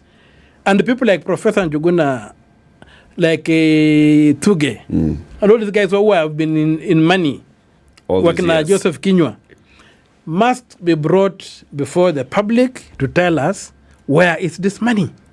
But also beyond that, Mheshimiwa, as the sovereign, we should ask those questions, yes, of those who have sat in those offices in the executive, but also those who have sat in those offices in the independent offices and in Parliament. Of course. So all of you lot. Yes, all of us have to be questions to answer. Before we start saying that we start doing your job, and yet, can you also refund us for all this money that we've lost? When I tell you that Parliament is extremely transactional, it's not transformative. I've been there for about 9 months now, and I find it totally transactional. Hardly anything transformative goes on. Okay? So, what we need to do is the people to come up where this thing is existential. Mozambique did it. They went to court. Citizens went to court, and the court was able to declare that there was no debt. Mheshimiwa, you have brought in the discussion of odious debt. Yes. For me, it's very disturbing. It's genuinely disturbing that we are told we owe money, money leaves. Is it exchequer or is it's the exchequer that pays fund. Yeah. And it actually goes towards paying whoever it is we're told. But yet, when we look at our debt portfolio, the balance sheet, it is not reduced. It's not reducing. Okay, so this money goes somewhere. Now, explain to me, because I don't understand. The way the government works, when we borrow money, we know whom we borrowed from. Yes. So when we are paying, presumably you're paying back from the person whom you know you borrowed from, isn't it? Yes. Is it then likely that you could be paying someone whom you didn't borrow from? I think it's just being pocketed. A big proportion of it is being pocketed. So what they just do, they try just to tamper around with a few interests so that you don't look like you've defaulted. But substantially clearing the debt, a lot of the money is being pocketed. And that's why we need to just say, where does this money go? Because money cannot disappear.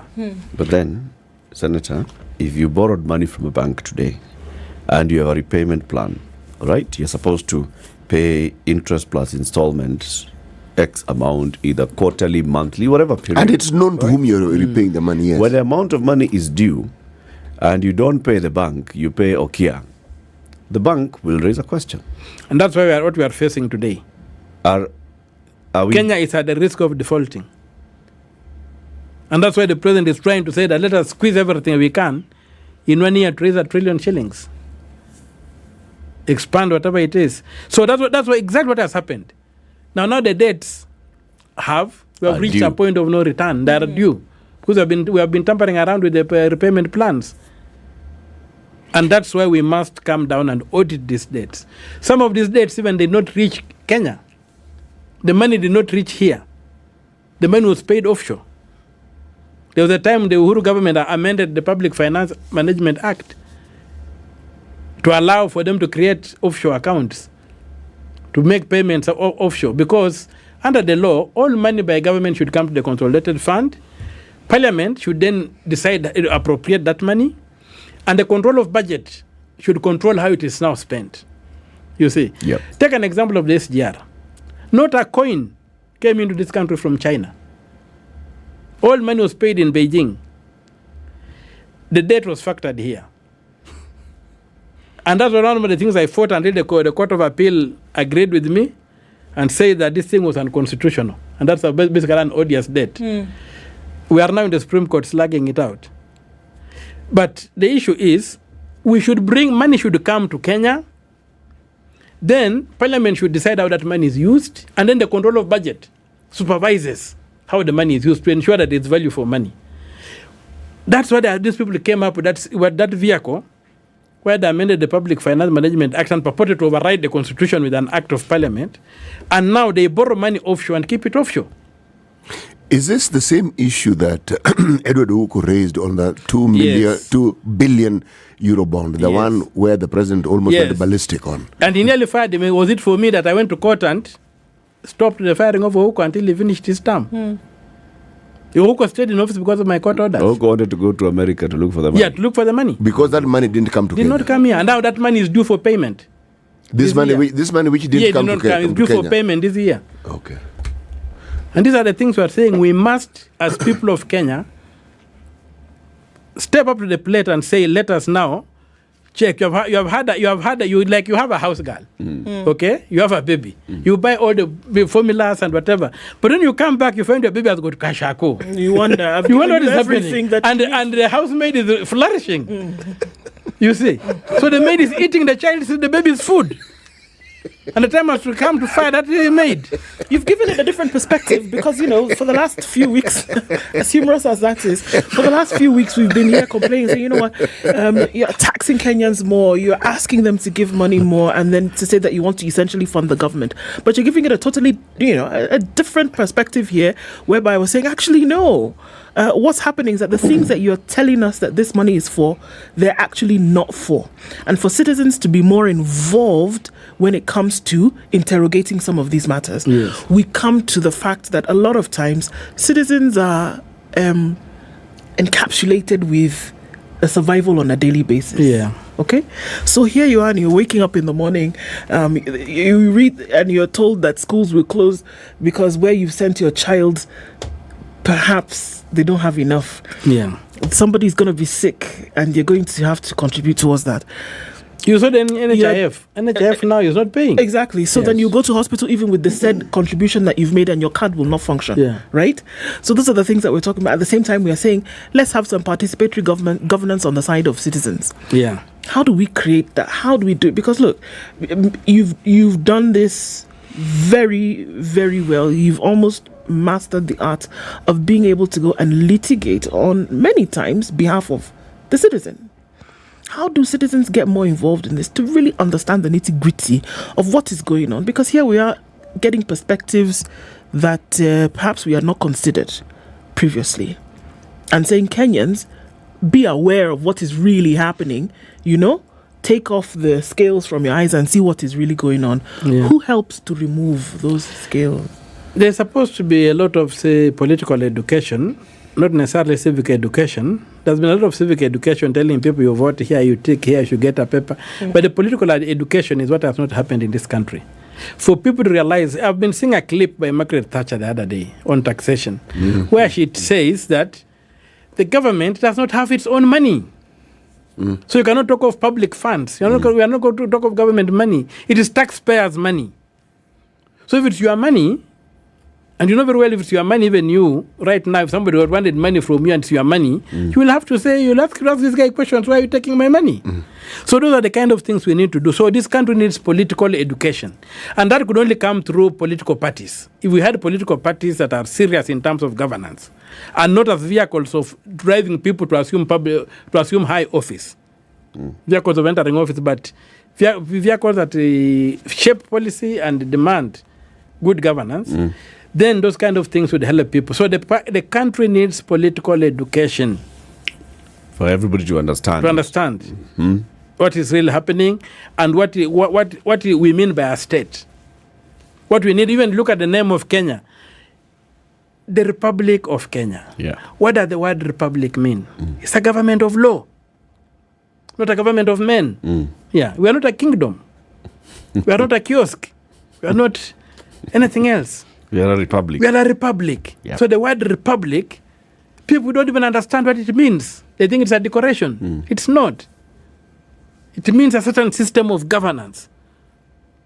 Where and how people Republican are we being Republican when we use public office to steal? Are we being Republican when we create a very large establishment? Are we being Republican when we don't account for what we do? So when we talk of Republic of Kenya, that word republic, people don't understand what it means. They think it's a decoration. It should mean something. Yeah, it's a political theory. That this government, this is a country run on certain principles. Senator, the person who's coming to the show after you is the chairman of the National Assembly's Public Accounts Committee. Yes. The Honorable John Badi.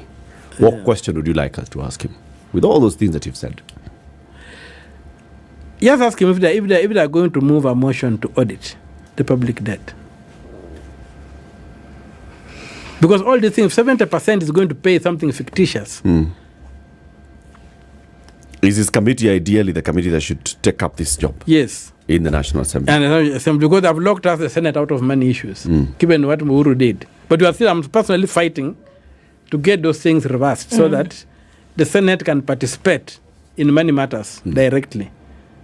We've been locked out. Should this not happen, are you prepared to go back to court? I'm preparing a motion, and I think next week I've studied what happened in Mozambique, and I also intend to go to court the way people in Mozambique did to challenge what they're calling the public debt, and let the shit hit the fan. Come on, buy. Yeah, some people. This thing will collapse governments. People should go to jail. Come on, buy. It's not a simple issue. It is. It is something that can fold this government. Because you cannot be collecting money to pay fictitious things. Okay. We wish you all the best to that. We give you all the moral support, Amen. Senator. All the moral support. You know, the Turkish intelligence has a motto which says, nothing is impossible. The impossible only takes a bit longer. Nothing is impossible. Impossible only takes a bit longer. And we leave evidence that at least at one point citizens said, ask questions. Enough. Yes. Let us ask questions so that if we pay, let us be sure we are paying for what we took. We owe somebody. Good points. Not that the maid has eaten the food for the baby, now the child is dying of kwashako. And we just don't ask the maid questions. We'll just let Where did the food for the baby formula go? That's true. Senator Okiya Omtata, the Senator for Busia County, has been our guest this morning. Thank you very much for watching. Keep it here. More coming up in the next hour. Thank you. Spice up your life.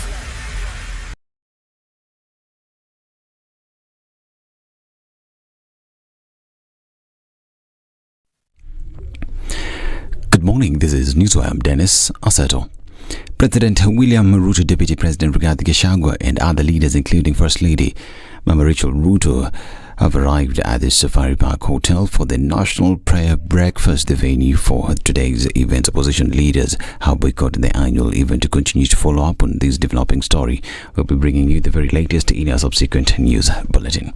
And Interior Cabinet Secretary Kithure Kindiki has launched the third phase of the exhumation exercise in Shakahola, Kilifi County. Speaking at the site, Kindiki said that the land will be turned into a national memorial site once the exercise is completed. Kindiki further stated that they'll also call for a national congregation of all religious faiths to stand in solidarity with those who died. The CS also commissioned the construction of several security roads at Chakama Ranch to facilitate access into the forest. The exhumation exercise continues today. And former Health Principal Secretary Josephine Buru has said that she was not in office when the mosquito nets were procured at KEMSA. Appearing before the Senate Health Committee, Buru further said that KEMSA was not in her docket. She added that she learnt of her firing through the social media. Involvement in the process, I was not involved in the process because already the process had started. Then they said they were looking for money. We come in as a new government, the process has to continue. I believe the staffs advised me to the best of their ability, unless otherwise. But I was not involved. And that's why I raised, when they put the adverts, that's when they realized there was an omission. I'll tie it with. The National Police Service Commission has declared the promotions of at least 500 officers by the Inspector General of Police Japhet Komen lawful because it was not involved.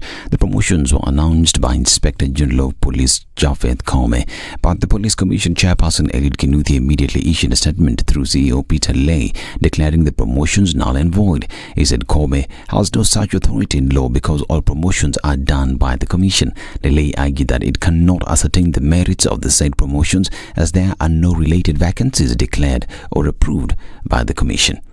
The Nairobi County government has invited public participation on the construction of rehabilitation centers for alcohol and drug abuse victims, as well as looking into the framework of licensing and operation of nightclubs within Nairobi County. This is in light of the county's preparedness on the rolling out of the framework that will guide the operation of the night joints in Nairobi. The public participation is set to bring on board residents and neighborhood associations, bar and nightclub owners, the Landlords Association, as well as the faith-based organization. Is what looks like finding an amicable solution to a topic that has for a long time caused rows between bar owners and the county government of Nairobi. Now, the first phase of university and college applications ends tomorrow amid calls to Kenyan youth who did not qualify for degree courses to take up technical and vocational training opportunities. An analysis of the 2022 Kenya Certificate of Secondary Education examination results indicates that 19.9%, that is over 173,000 of the 869,000 candidates, scored C+ and above, which is the minimum entry grade for degree programs. The remaining over 696,000 scored grades between C and E, and the Kenya Universities and Colleges Central Placement Services is urging them to take advantage of the availability of technical and vocational education and training opportunities. And Pastor of the Deputy President, Pastor Dorcas Rigathi, called on the leaders, teachers and clergy in the Western region to make a difference in this generation by rescuing the boy child from a path of destruction. Pastor Dorcas said Generation Z was lost in alcohol, drug and substance abuse, but as they are the future leaders, the current leaders and church must not watch as they waste away in the gutter. She said the national conversation about the boy child must across religions, social status, rural and urban areas and race, because the drug and substance abuse pandemic has affected everyone irrespective and most especially the boys and men. And the Jubilee Party National Executive Committee has resolved to hold a special National Delegates Convention at the Kenyatta International Convention Center on July 22nd. The planned meeting comes against the backdrop of the Azimio coalition threatening to declare the bipartisan talks that are currently suspended moribund should the Kanini Kega-led faction hold a National Delegates Convention. Kega took issue with the National Convention that was called by former President Uhuru Kenyatta, terming the meeting as inconsequential. This is News. I'm Dennis Aseto. Good morning.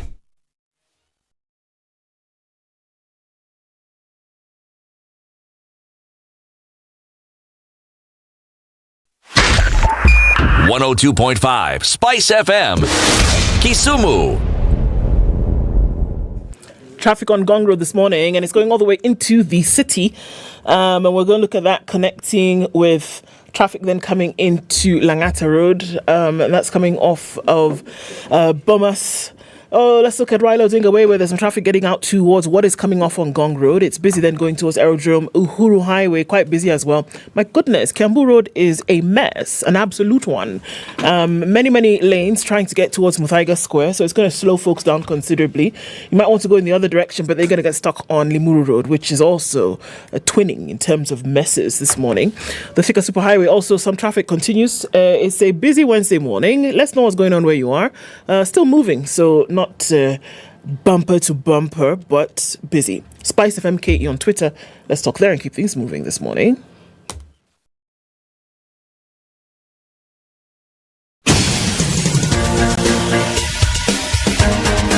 This is The Situation Room, the home of hard-hitting political commentary and penetrating insights about the state of the nation. This is a talk radio experience like no other. The Situation Room, a place for hard truths, debates, and elevated conversations. The Situation Room, witty, political, engaging, deep, controversial. In the room, we have C.T. Muga, researcher, academic, seasoned political observer, a fountain of wisdom in these politically uncertain times. Ndu Oko, Nigerian by birth, Kenyan by choice, communications expert, Pan-Africanist, a truth seeker and believer in people power, and Eric Latif, agent provocateur, the man in the chair, seasoned journalist, news hound, a man who believes in punching up, not down.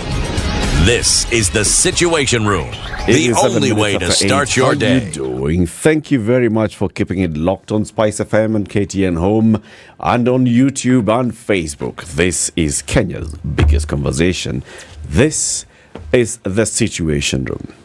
So Okiya Omtata was a guest on the show this past hour, and he has left us with a message for our next guest. And our next guest is the chairman of the Public Accounts Committee of the National Assembly, the nominated Member of Parliament, John Badi. He is immediate former leader of the minority in the National Assembly. His man understands what happens in that house. Okay. And the chairman of ODM. And he's also the chairman, chairman of the second largest party in the National Assembly. Yes. How's that? Don't just call it ODM. Latif, don't forget. Make sure you remember that. The second largest parliamentary political party in the country today. Karibu sana mheshimiwa. Thank you. You're well? I'm well, and you? We are very well, thank you. Thanks. Tunashukuru, tunasukuma. Thank you. And you is well? Ndu is well. Oh, okay, good. Yes. Muga. Yes, sir. How have you been? I'm very well, thank you, sir. Thank you. Yes. Very good. Mheshimiwa. Yes. Sarit Center is celebrating 40 years, and we've been talking about this with Ndu. Let her tell you about it. Can you believe that Sarit has been there for 40 years? I didn't know. Imagine. Sarit Center, 40 years. And 40. Meaning it was built 12 years after I was born. Can you imagine? When you were 12 years old, I was 12 years when you were 12 years old and you saw Sarit Center come up. I couldn't see it. I was in the village. Where were you? I thought when I started seeing Sarit Center for the first time, I thought it was new. It looked new then. Or it looks new. It always looks new for the person who's singing for the first time. I was 25, so that must have been 13 years after it was. So now imagine the person who is 10 years old today and is seeing Sarit Center like that, Yes. and is thinking it is new. It has been there for 40 years and it's taken on a new face. Management. Well, same, actually, yeah. It's taking a new facelift. Everything's happening, celebrating 40 years, and they're saying, you know what? Come on down to Sarit Center and celebrate with us after 40 years. Get into any of the retail shops, spend 2,040 shillings anywhere. 2,040 shillings, and then you get into a draw where you spin the magic wheel. 2,040. 2,040. Meaning 2040. Exactly. Okay. Imagine you could win a vehicle. You could win a cruise, Ileani. You could win vouchers, shopping vouchers, gym vouchers, meal vouchers, so many things. Shop between 1 and 2 p.m. every day actually, and see what you could win. Here at Spice FM, we're also celebrating with Sarit Center, and we're saying, tell us. You were. I don't know whether that counts. No. Did you spend 2,040? You spent 2,040 shillings. Did they give you a voucher? I certainly spent more. So now what you need to do, slightly more. When you go back this weekend, spend that amount and then take it down to the reception desk and then tell them, look, I've spent this much. Can I enter the draw? And then you never know what you could win. You could be on a cruise somewhere in a few months. So right here on Spice FM, we're doing the same thing, and we're saying, tell us what you would spend 2,040 shillings on, and you could win a hamper, courtesy of Sarit at 40. Sarit, your city. Right. Please give Mheshimiwa the day's proverb. Yes, our proverbs for the whole of this week come from the Republic of Malawi. Okay. Hey. Don't use an axe to do embroidery.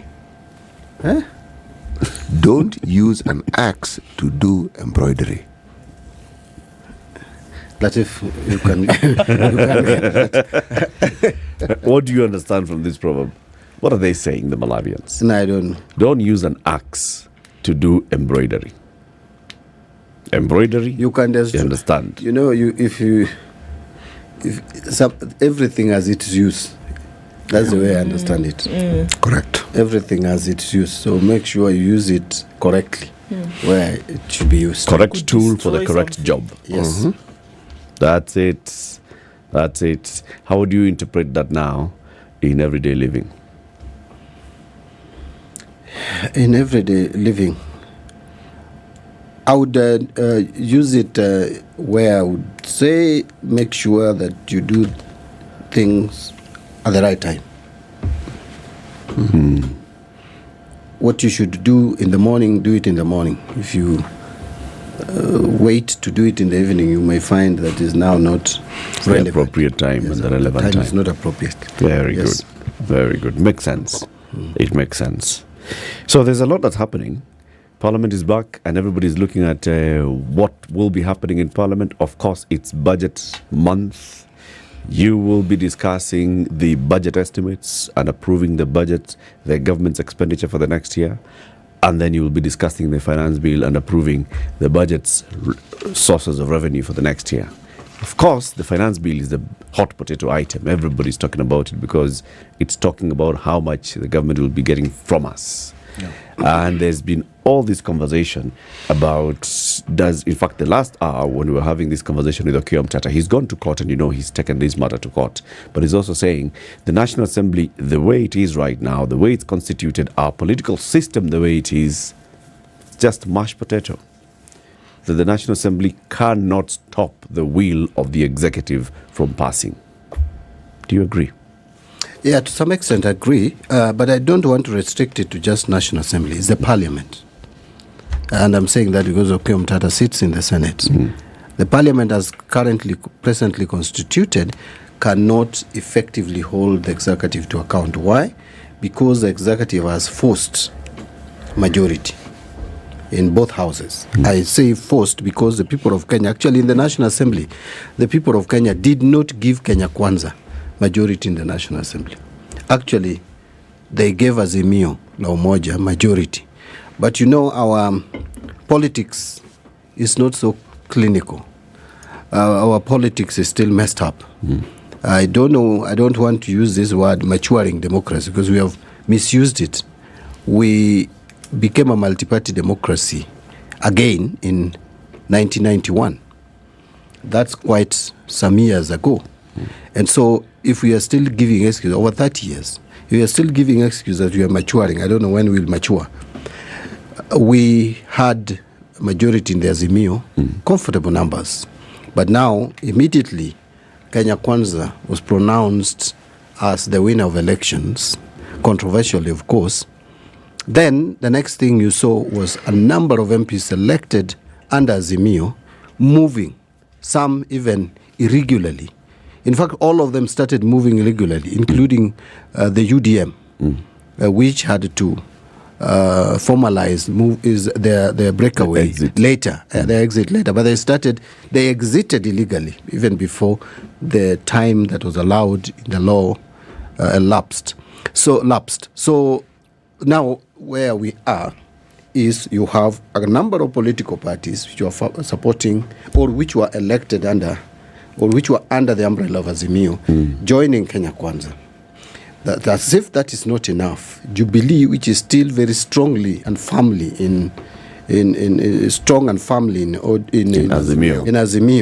or is still under Azimio, a number of the MPs have broken away, and regularly so. As if that is not even enough, Kenya Kwanza has decided even to raid the leading political party under Azimio, ODM, and get some MPs from even unlikely quarters, now kind of supporting the Kenya Kwanza principles and policies. Some of them have even difficulty. I will not mention difficulty on what do we do now. Do we vote for this finance bill or not?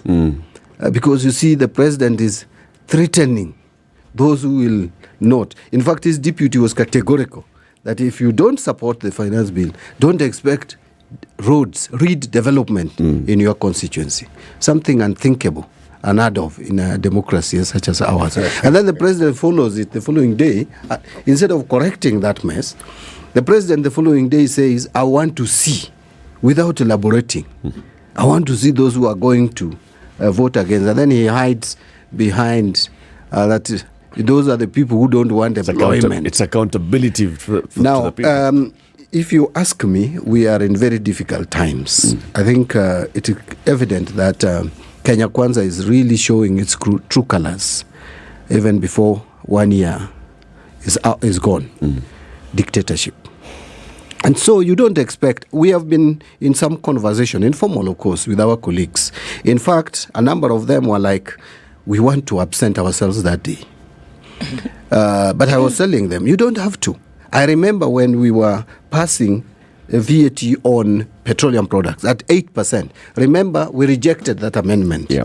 It came from the executive the same way at 16%. We rejected it resoundingly.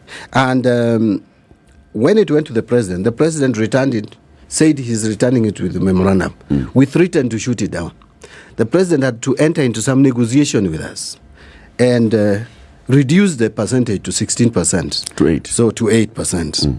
And there were conditions that we gave the president then, which were not fulfilled anyway. A number of them were not fulfilled. But we gave conditions for supporting the 8%. But a number of our members, including those who are in the ODM, in NASA, etc., broke away.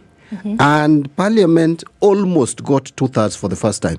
Remember, Latif, Muga, and Ndu, the only time I can remember in the recent past when we got 2/3 in Parliament was when we were anchoring the National Accord to the Constitution. That was in 2008. That's the only time. And you know the circumstances that made us realize that. And that threshold was almost realized in 2018. That shows you that the Parliament then was a little independent. But today, and after the president's speech in Narok, I don't see, in fact, many of the MPs who are expressing reservations, when they came from State House, I don't know what they were told. A number of them have just shifted and saying, now some of them are even praising the bill. Some of them are saying, what do? We have to pass it. Anyway, I know that there is little to expect from the National Assembly in terms of rejecting this bill. But us who are opposed to it, we'll have to put our points across. But isn't that a sad state of affairs, Mheshimiwa, to say that there's little to expect from Parliament, an independent house? Look, we understand that the musings around all of this and the politics that are being played in a political arena are quite some. But here we are, and the Kenyans are looking up to their elected representatives in the National Assembly to do something. And here we are saying that Parliament is behaving like lily-livered individuals and not going to be able to stand up to what they think would be the right thing to do because there is, number one, a forced majority. Number two, there is a threat of underdevelopment in their regions hanging over their heads if they don't do something. And because the executive seems to have captured Parliament yet again, and we're saying, well, you know, that's just how it is. There's nothing we can do. I think that's very sad for Kenyans who are looking at Parliament and saying, we elected these individuals to at least speak for us and represent us. And here, Parliament is essentially putting up their hands and saying, yeah, well, it's going to pass because we have no choice. Actually, it's not throwing our hand in the air. Yeah, but you are right. What I think Kenyans need to do is to put more pressure, pile more pressure on your elected representatives. You know, when you are a representative of the people, and we agree with you, you are supposed to speak for the people, those people. You are supposed to say what they would say in that house. But that, at times, we tend to follow what our political leaders say at the expense of the public. We've been told it's unconstitutional. And as leadership, you have a responsibility to advise. Yes. And I would not come here and say how much times I advised my party leader, but there are times I've advised him, including this matter of petroleum. If you remember when the news came out that the president had rejected it, I was the first one to address press conference in Mombasa. I was in Mombasa then, and I said, I am going to lead the process of overriding the president's memorandum. And later, even when now we were discussing this, my party leader called me at around 11 in the night and told me we have to discuss this matter and see how best to handle it. Yeah. We are not just going to support what the president says. But we also do not want to reject. So then we had a meeting, and we agreed that as a bare minimum, it can be halved. That is the worst we can accept. And halving it to 8% must come with conditions that the government has to put austerity measures to cut on expenditure and to reduce borrowings. And the president actually agreed to that. So what I'm saying in the president agreed. He agreed. Yes. And he made some attempts. In fact, if you look at the budgets since then, you could see a reduction in terms of budget deficit. But again, I want to tell you, I was a minority leader then. The majority leader doesn't have just to take what the president gives him. He needs to advise the president. I wish we could get to the details of this bill. You know, the problem I see in the discussion around this bill is that we have picked only two items. And that is what Kenyans are talking about. The housing, the National Housing Development Fund levy, which is being introduced by amending the Employment Law or the Employment Act. And that is only found in Clause 76. But this bill has 84 clauses. If you remove Clause 1, which is the title, there are 83 clauses. So there's so much in this. In fact, I will maybe speak to a few of them later, if you allow me. Now, it is his duty, and then people are only talking about petroleum. The 16% from 8%. But there are a number. There are several other issues. There are several other issues. There are amendments to income tax, a lot of which are very harmful. Start with the turnover tax. I think that has also been talked about.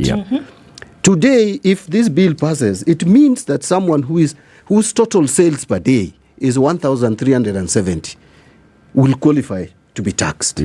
This is the ordinary mamamboga, the ordinary person who is selling in the kiosks, the sweets in the kiosks.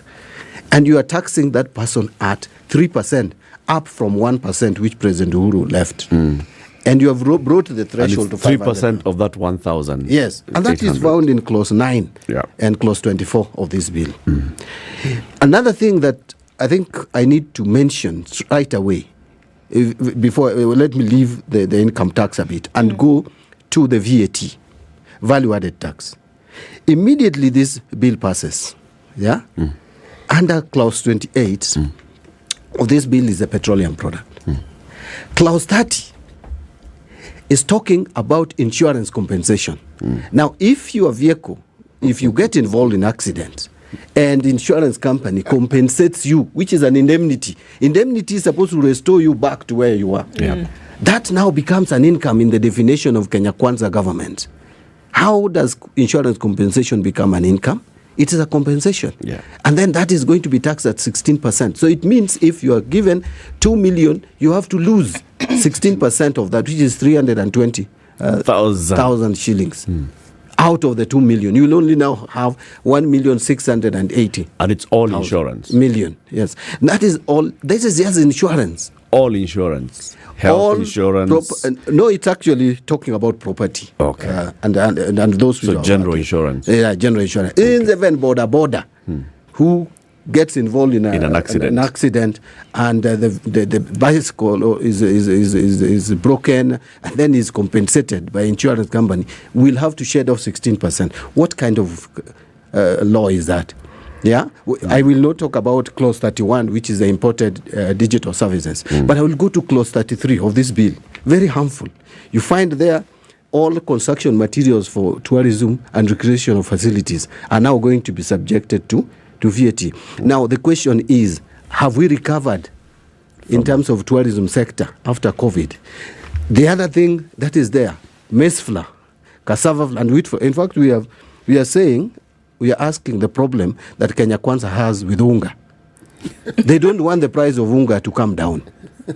It is being removed from zero rated to exempt. I don't know whether, Latif, you have a problem with knowing the difference between zero rated and exempt. Please explain. No, what is the difference really? The difference is simple. Zero rated, the first part of it, the first answer is zero rated is cheaper. Commodities that are zero rated are cheaper than exempt. Why? Because in exempt you don't claim input tax. When a commodity is zero rated, you claim input tax. Give me 1 minute to explain to you further. This table, for example, if it was zero rated, right? Yeah. If it is zero rated, it means let me start with exempt. If it is exempt, it means that this table, I bought it you don't pay. Whoever is buying it from me, if I'm selling it, will not pay tax if it is exempt. But there are parts that were used to do this table.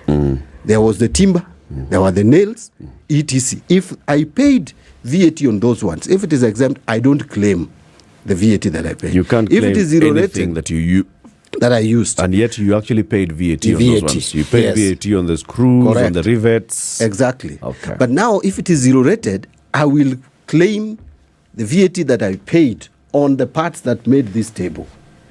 I will not charge VAT, but I also claim VAT. That is zero rated. If it is exempt, I don't charge VAT, but I don't claim. Now, that means that that VAT that I don't claim will now be passed to the consumer. If it is unga, for you to produce the unga, you must have bought. So you bought maize? Maize and anything. And you have the whatever grain you need. All those things. And then you have if it is zero rated, it means I will not charge VAT on the unga that I sell, but I will also go back and claim any VAT that I paid on what went into that unga. Now, for exempt, I will not claim those ones. Who will shoulder that burden? The person who is going to cook ugali. Now, that is what now Kenya Kwanza is telling us. I will give you another example. Sugarcane transportation to the factories, to the milling factories, is now going to be VATable. Currently, you don't pay VAT on transportation of sugarcane. One of the reasons why our sugar cannot compete effectively in the region, why our sugar is more expensive, why we have to import more sugar, is because we are producing expensively. Now, the moment you start adding costs to the production of sugar, and then you go to Mumias and Trans Nzoia, you go to Trans Nzoia and the Mumias, and you go to Sony during campaigns and you tell them, we are going to revive these factories. How do you revive them when you are making their cost of production of sugar more expensive than it is in the region? You are simply killing those. So there is a lot in this. I will tell you that even specialized hospitals We have all along zero rated anything for construction of specialized hospital. Now we are taking away that. What are you telling us? The last one, clause 34, pharmaceuticals, agricultural inputs like fertilizer, like agricultural pest control, pest control, fertilizers and raw materials used in the manufacture of fertilizer have all along been zero rated. Now that is being taken away. Then Ruto is saying he wants to make fertilizer cheaper. He's subsidizing it actually. Why do you make it more expensive and subsidize? Spend public funds to subsidize it. And the same person who is doing all this, allow me just to give another one example on exercise duty. And that is clause 43 of this bill. Munga, you can see you're looking at me. I hope I'm not blowing off your head. No, but let me just finish. I am listening to you with my eyes. Yes. Yes. You see, the clause 43 on excise duty, I want to pick just two items and draw parallels. The first item is, actually there are three items. The first item is mobile money transfer. The majority of Kenyans now transact business through mobile money transfer. You are increasing excise duty from 12% to 15% on that. Yet money bank transfers, which basically those who own bank accounts and those who can transfer money electronically are not so many as compared to mobile money. And they are, at least in terms of, if we have to weigh them, a little bit elitist compared to the poor person who is sending money through mobile money. You are lowering the bank excise money on bank transfer is lower. Excise on mobile money transfer is going up by 3%. And then you are removing tax on helicopters. So which policy is this? It is a people-friendly policy. It is. Yes. Mbari wants to ask how many people own helicopters. And digital content creators, your children now, digital content creators, you look at what they are doing with the clause 2 of the bill. The digital content creators, what they call digital content monetization. And social media influencers, people who are trying to make a living by trying to be very creative digitally. Now you have to pay withholding tax. And you know, this withholding tax is not based on profit. They are not even asking you how much did you incur to create this content. Revenue. It is on gross. On gross income. My friend, are we not heading to tough times? And you know what we are being told? I hope this is not turning into a monologue. What we are being told, Muga, is that we are doing this so that we don't borrow. That is the evidence. And we are doing this so that the Mwananchi can benefit. Yes. And can I ask you, is there evidence that they we will are not not, borrow? that borrowings have gone down? Oh, no. I have statistics. I have compared. You know, I take my time to look at this financial. I have looked at the borrowing from September last year, or the debt stock of this country. In September, our total debt stock, both external and internal and domestic, were 8.7 trillion. I would say that is probably the time Uhuru left office. Today, end of March, I've not even gone to June. End of March, it's 9.39. The increase is 689 billion shillings. And it is broken down. I would even tell you how much is from commercial banks, how much is from bilateral, how much is from multilateral.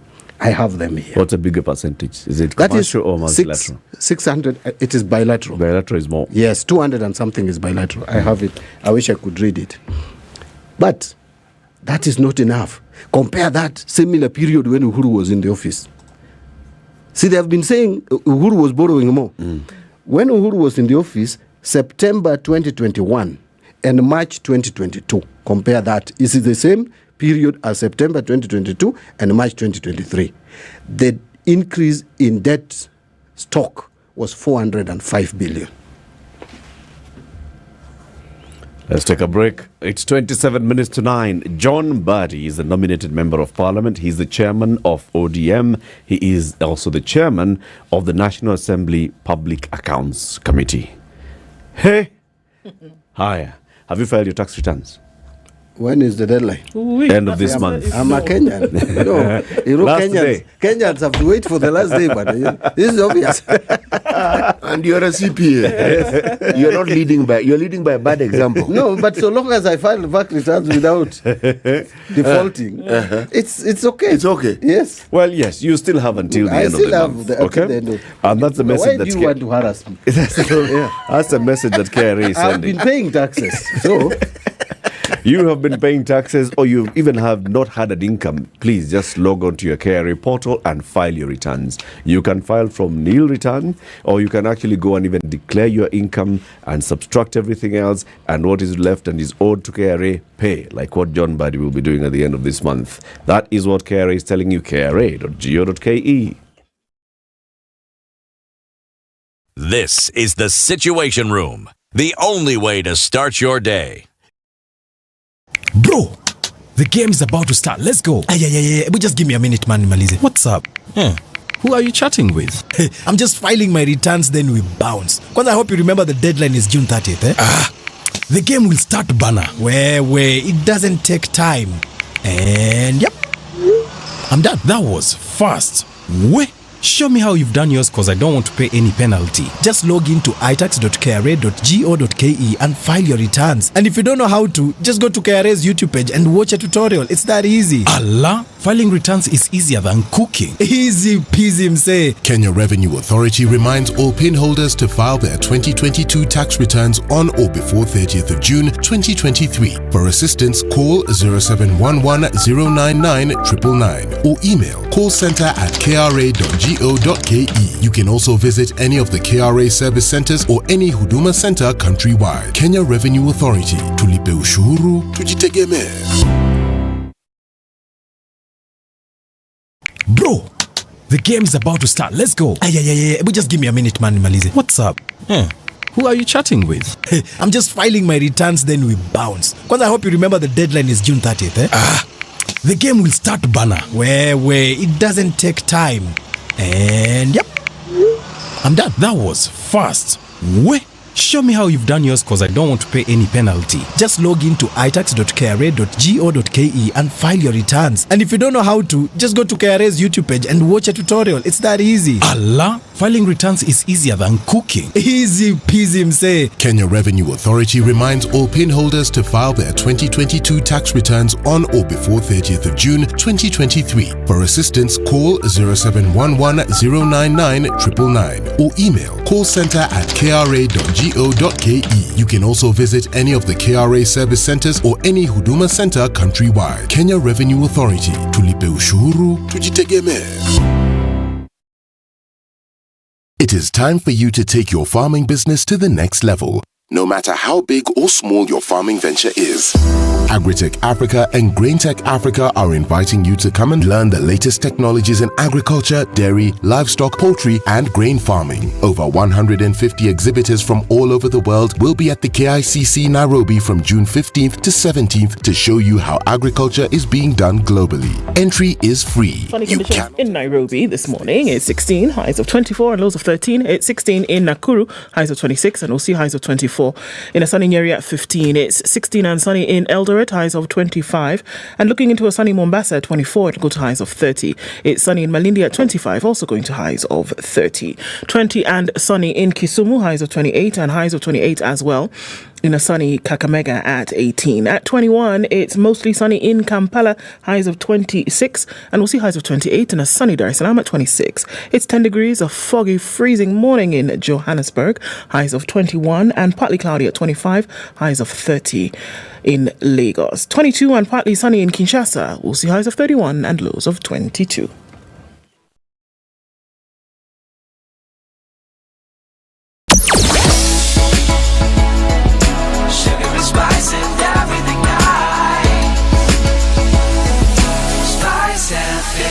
Spice up your life. We're still in traffic hour this morning. a little bit left on the Thika Superhighway, and some of it coming off of Kiambu Road, very, very heavy. I don't know how many lanes there are right now, but it's heavy as you're trying to get towards Muthaiga Square. Into the CBD is quite some as well. It's busy coming out of Kileleshwa, Lavington, that whole area going towards Nzima Springs, and then out onto James Gishuru. It's also coming in heavy from Gitanga Road, Naivasha Road, Ngong Road, all of this getting into the city somehow. Waiaki Way, very busy. The Red Hill Link Road is taking off some of that traffic, but you have to contend with that for a while. Limuru Road is also doing the business in terms of traffic this morning. Still in traffic hour. We'll get out soon enough. Let us know what's going on where you are. You find a good route, let us know on Spice FM KE on Twitter.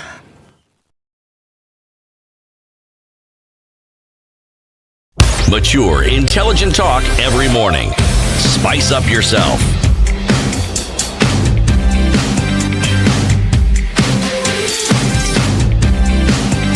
Mornings done right. 94.4 Spice FM, Nairobi. John Badi, Chairman ODM, Chairman Public Accounts Committee of the National Assembly. We're talking about the finance bill. He has very many issues he's raising about the finance bill and concerns, and also talking about the confidence that he does not have in the National Assembly members actually standing up to speak against this bill. But we've seen it happen before. And the question is, people who've been elected to represent us in the National Assembly, and the power that we have given this institution called Parliament through the Constitution, that it is the budget-making body of the country. Why would it fail in its duty, and what should we do to Parliament if we feel that Parliament has failed to do its work?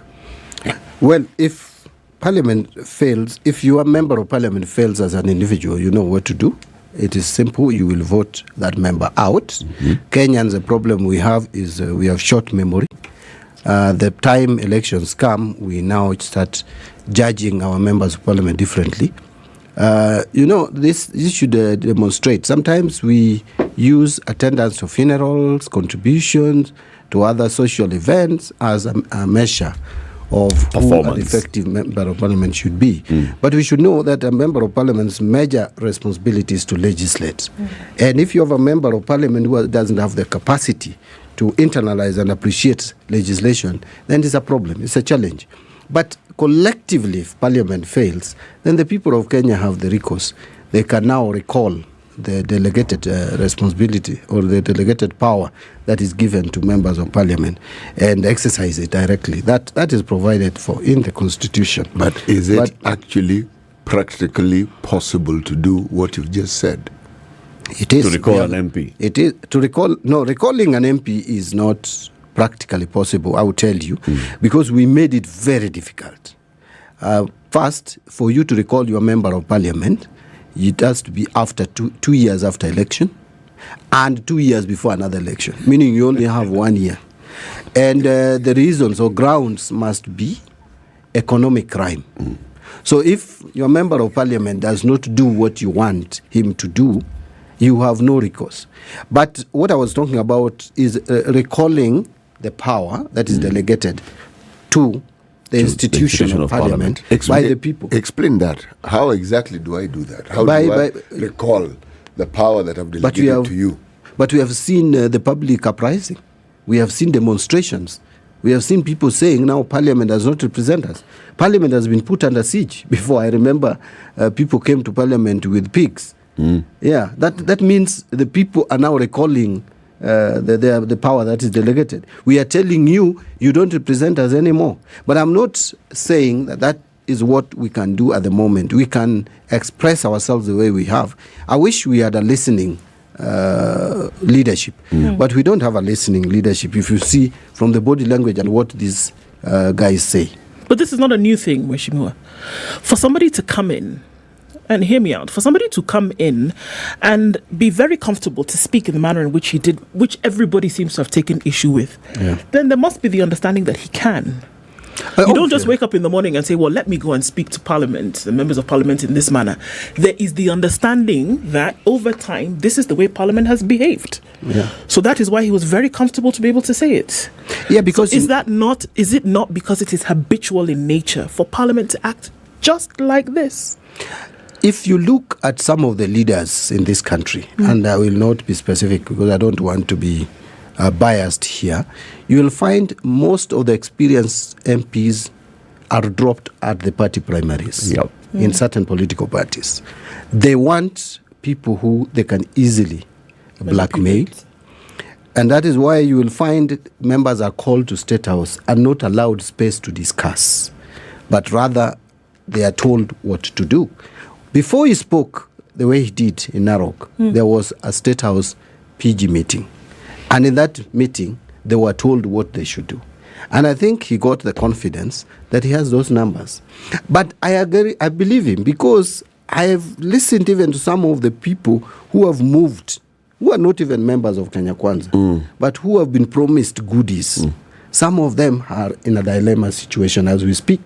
They are saying, if we don't support this bill, the things that we have been told would be started in our constituencies are likely to suffer. And so what do I do? Now, if a member who was not elected in Kenya Kwanza can speak like that, then what of members who are elected in? So those of us who have been around, we have seen this. In 2013, when Jubilee 1 came into power, and I want to distinguish the two. When Jubilee 1 came to power, there was the so-called tyranny of numbers. You are suggesting that Kenya Kwanza is Jubilee 2. No, Jubilee 2 was what now they are calling handshake. No, that's 2. Yeah. So now Jubilee 1, which was purely run by Uhuru and Ruto. I remember that the members came with this clarion call, tyranny of numbers. And many of them believed that a lot was going to happen in their constituencies. Towards the tail end, most of them were regretting. They were like, why have we been supporting this government? And we have seen it even in the Jubilee 2. Let me tell you, chances that you will benefit so much if country is not run properly are very low. Like right now, I'm very sympathetic to some of my colleagues who have been promised heaven on earth that surely they will get huge developments. In fact, some of them are here even saying, after this road, hii barabara kutoka huku mpaka huku, itakuwa tarmacked. Mi nawaangalia, nasema, lack of experience is a big, big problem. So those of us who have been around for a while, we know. For you to even get 10 million put in Kenyan budget, you have to sweat. It's a tall order. And even after it's been put in the budget, for it to actually be implemented, for processes to be concluded and have that, like there is a road in my constituency. This road you know very well. I know that road very well. This road even was given Sindo going onward. Correct. It was even given to a contractor, but it was not started. In fact, the contractor went to site but could not start work. So one time I was at State House with the president, and then I told President, Your Excellency, I want to call a national prayer day in my constituency, and I want you to prepare a Bible to read. So he knew, what are you talking about? I said, you cannot give me a project, even bring a contract with no money. So he asked, what is at that point, the contractor needed 280 million. The government released 316 million. In fact, when I left State House, I reached my office. Immediately I left. I took like 30 minutes. On my way along Gong Road, the PS was calling me. We have released 316. And truly they released. And the road was started. 14 kilometers. Work was done day and night. Where is the work now? What do you mean? It has stalled. The contractor has removed most of the equipment. What do you mean? And he was given money? He's saying he has done 14 kilometers almost to near completion. He's demanding so much from the government. And by the way, what I hear is saying, it's not even that road alone. There was another one in Gome. There was another one. He has not been paid. So what I'm trying to say is, before you get persuaded with these sweet words, the sugary coated words, please be careful. If the economy is not functioning, you will not get that little that you've been promised. Are you telling your colleagues these things? I tell them very often, and who listens? They think they know. Let me tell you, there's another bill which was tabled yesterday in Parliament. This is another bad news. There was another bill which was tabled for first reading yesterday by the majority leader to amend Public Finance Act, PFM Act. Do you know what this bill is trying to do? No. Can I read for you? the debt ceiling. Now they want to call it the debt limit. They want to change ceiling. It's not. They're saying threshold, which is okay. Okay. The debt threshold, and they are saying they are deleting the word limit and substituting therefore the words set threshold. That Parliament shall set a threshold. But then they insert another very curious amendment, very serious, that by inserting the following proviso at the end of the sentence, provided that if at any time the Cabinet Secretary is unable to maintain the public debt threshold as required under this subsection, or the regulations made thereunder, the Cabinet Secretary shall submit a written report to Parliament explaining the cause of the breach on the threshold and provide a time-bound remedial plan. What these guys are doing is to take away the power of Parliament. So he can exceed that threshold as long as he comes to explain and write. And just doing a report explaining that I had to pass the threshold. And this is what I will do about because, you know, we had some salary to pay. Is it this not the same thinking that we saw when we had this very contentious issue of parastatals that needed to be sold for whatever reason by passing Parliament, and that only Cabinet now would have the authority to do so? And the noise we made, now I'm told they are backtracking. Today I've just read somewhere that the President has now said that should be Parliament must be involved. Now, there is no democracy in the world where Parliament is not involved in debt ceiling. That you could just go beyond debt ceiling and report to Parliament. You are not even seeking authority, by the way. You are not seeking the approval. You're passing information. You pass. And then you give come the back later and say, you know, by the way, we did this and this and you told me I cannot spend beyond, I can not borrow beyond this amount. I had to.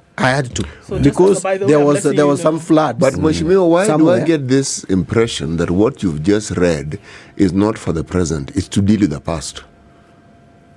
It could be to deal with the past, but also, but let me tell you, what I see, you know, right now, see, I told you that the debt stock is at 9.39. Yes. In the end, by the end of this month, it will not be less than 9.7. Already we are at 94% of the 10 trillion. Now they want to put it at 60. I have got the information why this was necessary. They are saying that debts, now they're changing the description of the limit from 10 trillion, from absolute figure, they are now attaching it to GDP. That the debt threshold should be 55% of GDP. As we speak, we are at 60% of GDP. As we speak. So it means that amendment of 55% of GDP is superfluous and does not make sense. So what they are going to tell you, that's why they are bringing this amendment, so that when they go beyond 55, which we've already gone beyond, they'll explain. They will tell you, already the other previous government had put us, like they say always, so we had to, no choice, we have to borrow more to meet our obligations, and so we are bust. And after all, we can explain why. Yes. So they are not coming to seek for approval to go beyond 55%. They will be informing Parliament. But they will be providing a report. But which country behaves like that? Mheshimiwa, you said something that is very, very substantial today. Yes. That the executive, and we saw it in the Uhuru administration, we are seeing it in the Ruto administration. The executive basically runs Parliament. We've seen it happen. What the executive is doing is coming and being able to exert itself on Parliament. And very rarely are members of Parliament, especially those, if the executive has the majority in Parliament, are they able to push back. It's the same thing that's happening now. But you can also see politically, the reality of our politics is that when people are electing Ruto, they elect Ruto and they give him MPs. And it's the same thing that happens even when your party leader is campaigning. He says, give me people to work with. These people, so that when I go to State House, I have people to work with. So sort of, we have given that political party leader some extra political power over the other leaders that we've elected. And that's why when Ruto, are you asking, when Ruto is speaking like this in Narok, it's because he feels that he has got the political power and the political backing of the people. And these other people are junior in terms of even political power and influence. Eric, there's also Uhuru could tell them, you are in Parliament because of me. Yes. If it was Raila, he'd be having the same kind of power over leaders in parliament. How can we change this? Why are you saying he would have power? He does. Yes. I'm saying if he was in If he was president, yes. he'd be doing exactly the same thing. Yes. Yeah, I agree with you. But, well, in terms of political leaders or parties fighting to have numbers, it's not unique to Kenya. Even in the US, the nature Republicans and Democrats would always want majority in both houses. Yeah. But you see, it reaches a point where you negotiate, like what Biden did just the other day with the Republicans on the debt ceiling. What the problem we have at the moment, Parliament has also lived to its expectations at times in this country, but it has been going down and down with time. I remember I've been in this Parliament from the 10th Parliament. That Parliament was probably the best, and it was good because it was a clear split, almost 50-50, PNU and ODM then. And I would tell you, PNU stroke Wiper, that time it was called ODM Kenya, and then ODM. So we were checking each other, counter-checking each other. And that is where the time you saw a lot of scandals being unearthed, the Tokyo, all these issues, the maize scandal, and all that. It was because we were checking each other. The moment you get corruption on our side, we also look for corruption on your side, which was working very well for Kenyans because it was keeping everybody on toes. Everybody on toes. And now, come to 11th Parliament. Even though we were minority as CORD, but we held Jubilee 1 to account on a number of issues, including the security laws. We didn't just let it pass, and that time we had even fewer numbers. Last Parliament has been castigated, but I will tell you there are two sticking and outstanding stellar performance by that Parliament, probably that has not been highlighted. One was the one that I've just spoken about, this one on VAT on petroleum. If it were not for Parliament, it would be at 16% today. And we even rejected it and took it to zero. Why not presidents for president veto power, which has been given by the people of Kenya anyway. But the other outstanding one, do you know that in the 12th Parliament, for the first time, is where we returned budget of government to be reworked again by the Treasury, when we felt it was not capturing the moment. It was a budget that was prepared, business as usual, yet we were in a COVID era. And we returned it. We said, we are not even going to make amendments to this budget. Go and do it again. And it was taken back. And that was an agreement between even those of us who were supporting Uhuru that time. We said no. Actually, I was in the budget committee. I led the rebellion against that budget. It did not even come to Parliament. We just reported to Parliament that we have returned the budget to the Treasury. So that was positive, sorry. How I wish the same could happen in the 13th Parliament. What are the options? Because, again, I mean, the word has been used. It looks like it's a done deal already in terms of what happens over the next couple of days in Parliament. What then happens thereafter? What are the options for those who vehemently oppose this and their opposition may not see the light of day? What happens after that? What is the recourse? First, the members who are opposed to this, who are listening to Kenyans, must make sure that we do whatever it takes to oppose it. Whether we succeed or not, we cannot give up. Two, yes, I know it may go the route of the judicial arbitration, most likely, because there are a lot of clauses here that are completely, in my view, unconstitutional. One of them is what has been talked widely about, this housing levy. A levy is not a tax. A levy can be compulsory or discretionary, or you can voluntary. If it is voluntary, perfect. Allow those Kenyans who feel the government can get them houses to contribute to that fund. But if you are making it compulsory, then I must benefit directly, like NSSF, like NHIF. But where benefit is not coming to me directly and you are forcing me to pay, it becomes a tax. It's no longer levy. That is a tax. If they want to tax us, let them just say we are imposing 3% tax on every employee. That have you asked this government that you want a house? No. And even if you wanted a house, have they explained to you how you'll get that house? Why are they taking my money? And you know they're making a moral argument now out of an economic issue, policy. This is an economic policy. Stop saying that you people who are able should help others. Then you take us to church and preach to us. If we get converted, I will accept. But don't force me. You cannot force me with philanthropy. I have built so many houses for my constituents, people who cannot manage. I have done it out of free will. But don't force me by taking my money that you are going to build houses, and I don't even know who is going to do it. So in short, if all these avenues will have failed, then the people of Kenya must get to the streets and speak to their president. You know, I don't know why they are not listening. If Alwale goes to Kakamega in a funerals, which is spontaneous, and tries to sell this agenda, and the ordinary people who are not even earning a salary say no, the mourners. Who else is he going to listen to? Who else? Look at even Narok. If you watched the president's speech and his deputy, were people cheering when they were talking about this tax, this bill? People were just quiet. I watched another clip when Gachagua was speaking in Ukambani. You could see he's speaking to himself. People are not with him. I mean, as a politician, as a leader, myself, by the way, when I'm talking to my constituents and I say something and they are quiet, I'm usually very worried. Time for the news, Mheshimiwa. Thank you for joining us today. Karibuni. Asante sana. Thank you. John Badi is the chairman of ODM and is also the chairman of the National Assembly Public Accounts Committee. Keep it here for more. It's 9 a.m.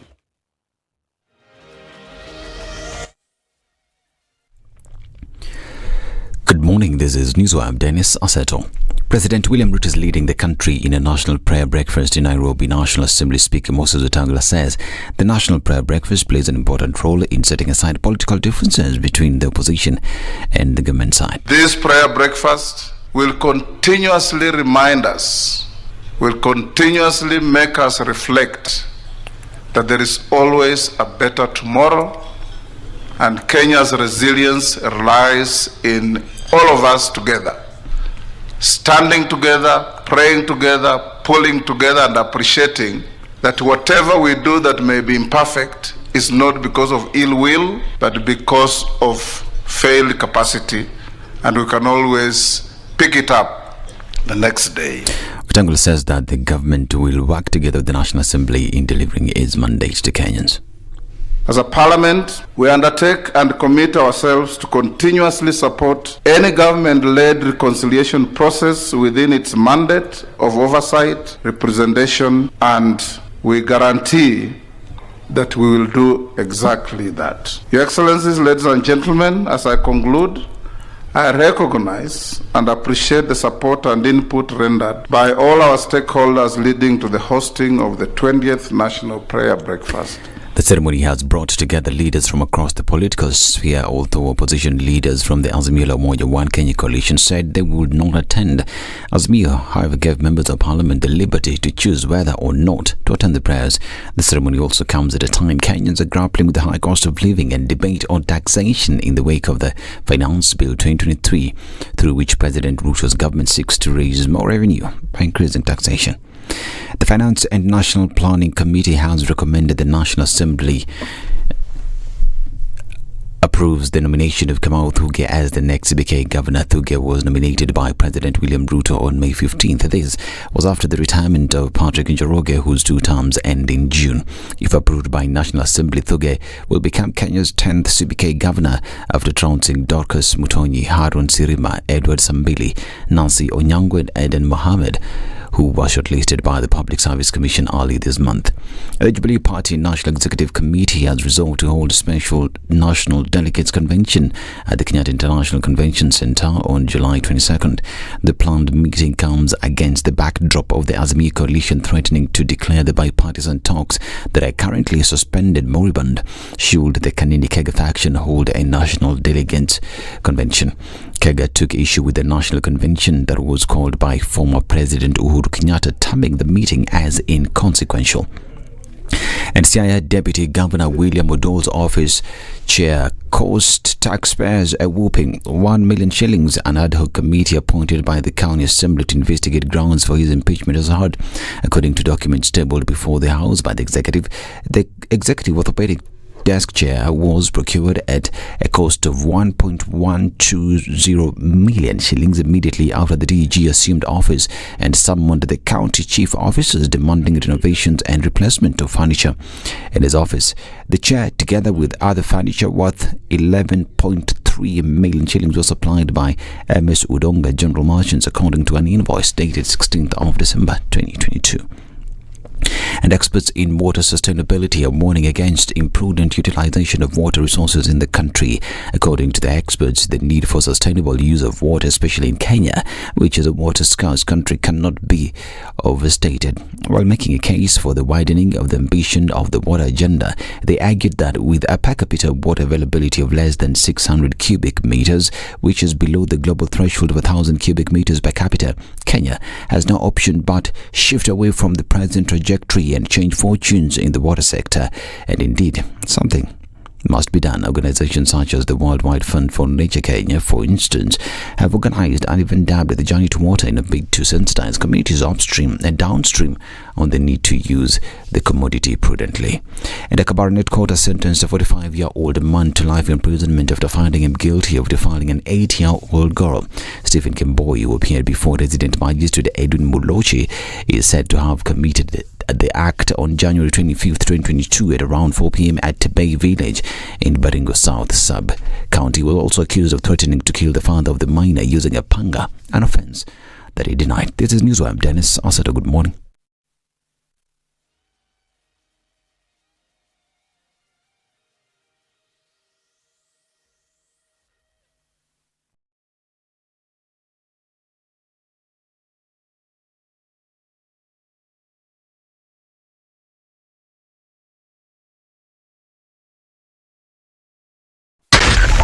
.4 Spice FM, Nairobi. All right, traffic hour comes, to a head in a short while.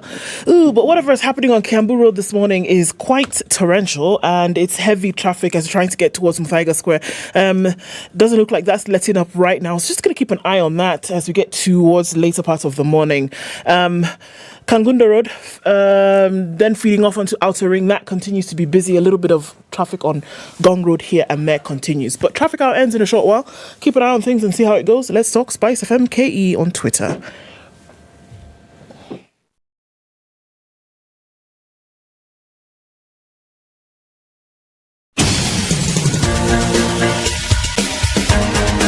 This is The Situation Room, the home of hard-hitting political commentary and penetrating insights about the state of the nation. This is a talk radio experience like no other. The Situation Room, a place for hard truths, debates, and elevated conversations. The Situation Room, witty, political, engaging, deep, controversial. In the room, we have C.T. Muga, researcher, academic, seasoned political observer, a fountain of wisdom in these politically uncertain times. Ndu Oko, Nigerian by birth, Kenyan by choice, communications expert, Pan-Africanist, a truth seeker and believer in people power, and Eric Latif, agent provocateur, the man in the chair, seasoned journalist, news hound, a man who believes in punching up, not down. This is The Situation Room, the only way to start your day. How are you doing? If you're just joining us, welcome. You're never too late. It's always a good time to have a conversation. And if you've missed the other 2 conversations, 3 hours that we've had, you can always catch up on YouTube and Facebook. We have the show live streaming every morning, and then it's available in perpetuity on those platforms. Asante Sana. Sarit Sante is also saying Asante Sana for supporting them, because Sarit, your city, is 40 this year. Yes, and a big thank you coming from Sarit saying thank you for being our clients through the last 40 years. And as it celebrates another one, saying, you know what, come on over and shop between 1 and 2 p.m. Spend 2,040 shillings and you could win prizes. Imagine a cruise. Imagine going with someone on a boat in the middle of water and enjoying the scenery. And not just anywhere. Singapore. I'm telling you, no small something. Or winning a car. Or vouchers for the gym, restaurants, shopping, all sorts of fantastic stuff. Just because you spent 2,040 shillings at Sarit. Yeah. Yeah. You're not Singapore. There's an amphibious vehicle Yes, you go on a tour, it's on land, and then you actually go into water with that same vehicle. With the same thing? Yes. It's not science fiction, it's actually real. It's actually real. So if you want to experience that, head on down to Sarit Centre between 1 and 2 p.m. Shop for 2,040 shillings. We here at Spice FM also are celebrating with Sarit and saying, tell us how you would spend 2,040 shillings at Sarit, and we have a hamper for you. Talk to us on social media. Spice FM KE on Facebook and YouTube. Yes. Okay. Yes, indeed. We're waiting for two guests to join us. They are both Israelis. One is the Political and Economic Affairs Attaché at the Embassy of Israel in Kenya, and the other one is Director of Forestry and Professional Development at an institution in Israel. They will be joining us so we can talk about transforming the arid and semi-arid lands of Kenya. We're using Israel as a case study and what they've been doing. As we wait for them, we'll talk about what we have actually just been hearing from the two parliamentarians this morning. One, Okiya Omtata, was very clear. He called Parliament, specifically the National Assembly, mashed potato. Just basically useless, cannot stand for themselves in any way, shape or form. They're just waiting to be munched. What? And then the same thing that John Buddy was saying, that, the way this parliament is actually behaving so far, that, number one, all the Kenya Kwanza MPs, those that have a voice, are feeling that they cannot really use their voice, but also some who are in Azimio who are feeling, all right, no, I want to work in support of the government. So in this particular one, because I can see that the executive wants it to pass, I will support them so that it passes, so that I, benefit one way or the other for my people. It's the way our politics is structured. We have an institution that should be playing its role of checking the executive, but the reverse is happening. It really is. The executive is checking Parliament. I mean, look, and then again, because I'm always going to ask that question about, so then where...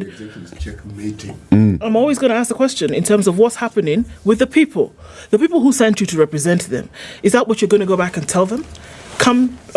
Let's just step into the future for a while and say, come the next time you want to come back and say, please give me an opportunity.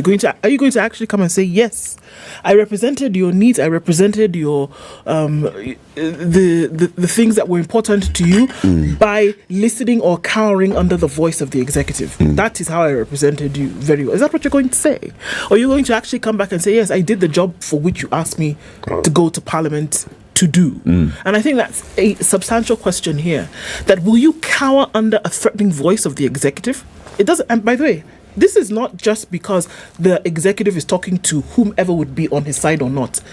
I am sure that even those who are in the majority and may even have a whiff, even have an inkling to lean on the other side for whatever reason, are also being told, excuse me, this is the way we are going. So I did not bring you here to think, I brought you here to do. And the forever thing will be over their heads as per, look, the reason, same thing like you were saying, the reason why you are here is essentially because of you were elected because people were electing me. Yes, they elected me, and because of that, they elected you. So do not think that you are here to think. You are here to then do as you are told. So then you have to ask the question, then why have this house then could be seen as one where it's life-size monopoly. People are rolling the dice and then seeing where it lands, and then you get your prime piece of real estate, and then you go on after that. It's real life here. But let me ask the question, what exactly is happening when it comes to legislation, representation, and oversight? What is happening? Let me ask the question. Why would an elected president of a country feel the need to be dictatorial when he has a constitution, he has a majority in parliament? Essentially, he has the majority say in whatever he wants done. Why then insist on presenting this face that you are not only just going to speak, but you're going to arm twist? and you are going to use the gun to the head diplomacy, why is it necessary? I think it's just a natural human nature sometimes, right? The basic thing that that person is doing, they're trying to negotiate. But then it depends with what kind of power you see. You see, in a negotiation, it's a power game. Yes. How much leverage I have and I bring to the table. That gives me the strength and confidence to push through a certain negotiation. Yes. I know how desperate you are for this commodity or this item that I have. Okay? Yes. So because of that, I am able to demand and place some crazy demand for it. I say, I know CT needs this cup. I know CT's options for this cup are limited to only 2 others. Of those 2 others, he has 0 chance or lower chances of getting them. I'm his best bet. So I'll ask for $1 million, Bob. True. Right? I'll ask for $1 million, Bob. So that's the same thing that he has. The president at this particular point feels that he's got the leverage. That he's got leverage over these people. One, he's their party leader. He made a decision on them getting a ticket. And why were they all running towards that ticket for the UDA? It is because he had popularized UDA on the ground. The people were going to elect the person who is on the UDA ticket, most likely. Once you get the UDA ticket and you're in a UDA zone, you're likely to. So he knows that I commanded more votes than these individuals. So I've got the political leverage. Yes. You see, I'm actually... And all those things. So when he comes now to tell them, he has he's coming from that point of, you owe me. I actually see what you're saying, but consider this other perspective for a second. If indeed you have the power, must you keep reminding people you have the power if you really have it? Yeah, sometimes people like to forget these things. Who likes to forget? The person who has the power or the person who... No, the other person. The person... So I have to remind you that I'm in a position of power boss. Because you seem to forget. Does it not bespeak of starting you to behave as if... Yes, but then also there's a consideration that perhaps you realize you don't have the power that you thought you had. This is it. That's why you need to keep reminding people that you have it. Things that have power don't need to remind or be reminded that they have the power. They often talk about the proverbial lion. Doesn't need to remind anybody that it's the king of the jungle. Oh yes, it does. That's what keeps roaring. It's hungry. It keeps doing that thing in the middle of the night. That's the voice that it has naturally. It's exactly. Hunting. It's just no. It's natural. The lion does not roar because it's hunting. That sound. The lion sits back actually and lets the lionesses hunt. That sound is used for many things, and it is synonymous with lion. One of them is reminding everybody that if you're another lion, just remember that I am the one in this region. First of all, message number 1 is to other lions. Message number 2 is to his harem of lionesses. I'm around. All right. Lest you forget. It doesn't. What I'm saying, it doesn't take away from his lioness. That's what I'm saying. Okay. Of course it doesn't. Kenya Wildlife Services Branch, Situation Room, Skizeni, Simba.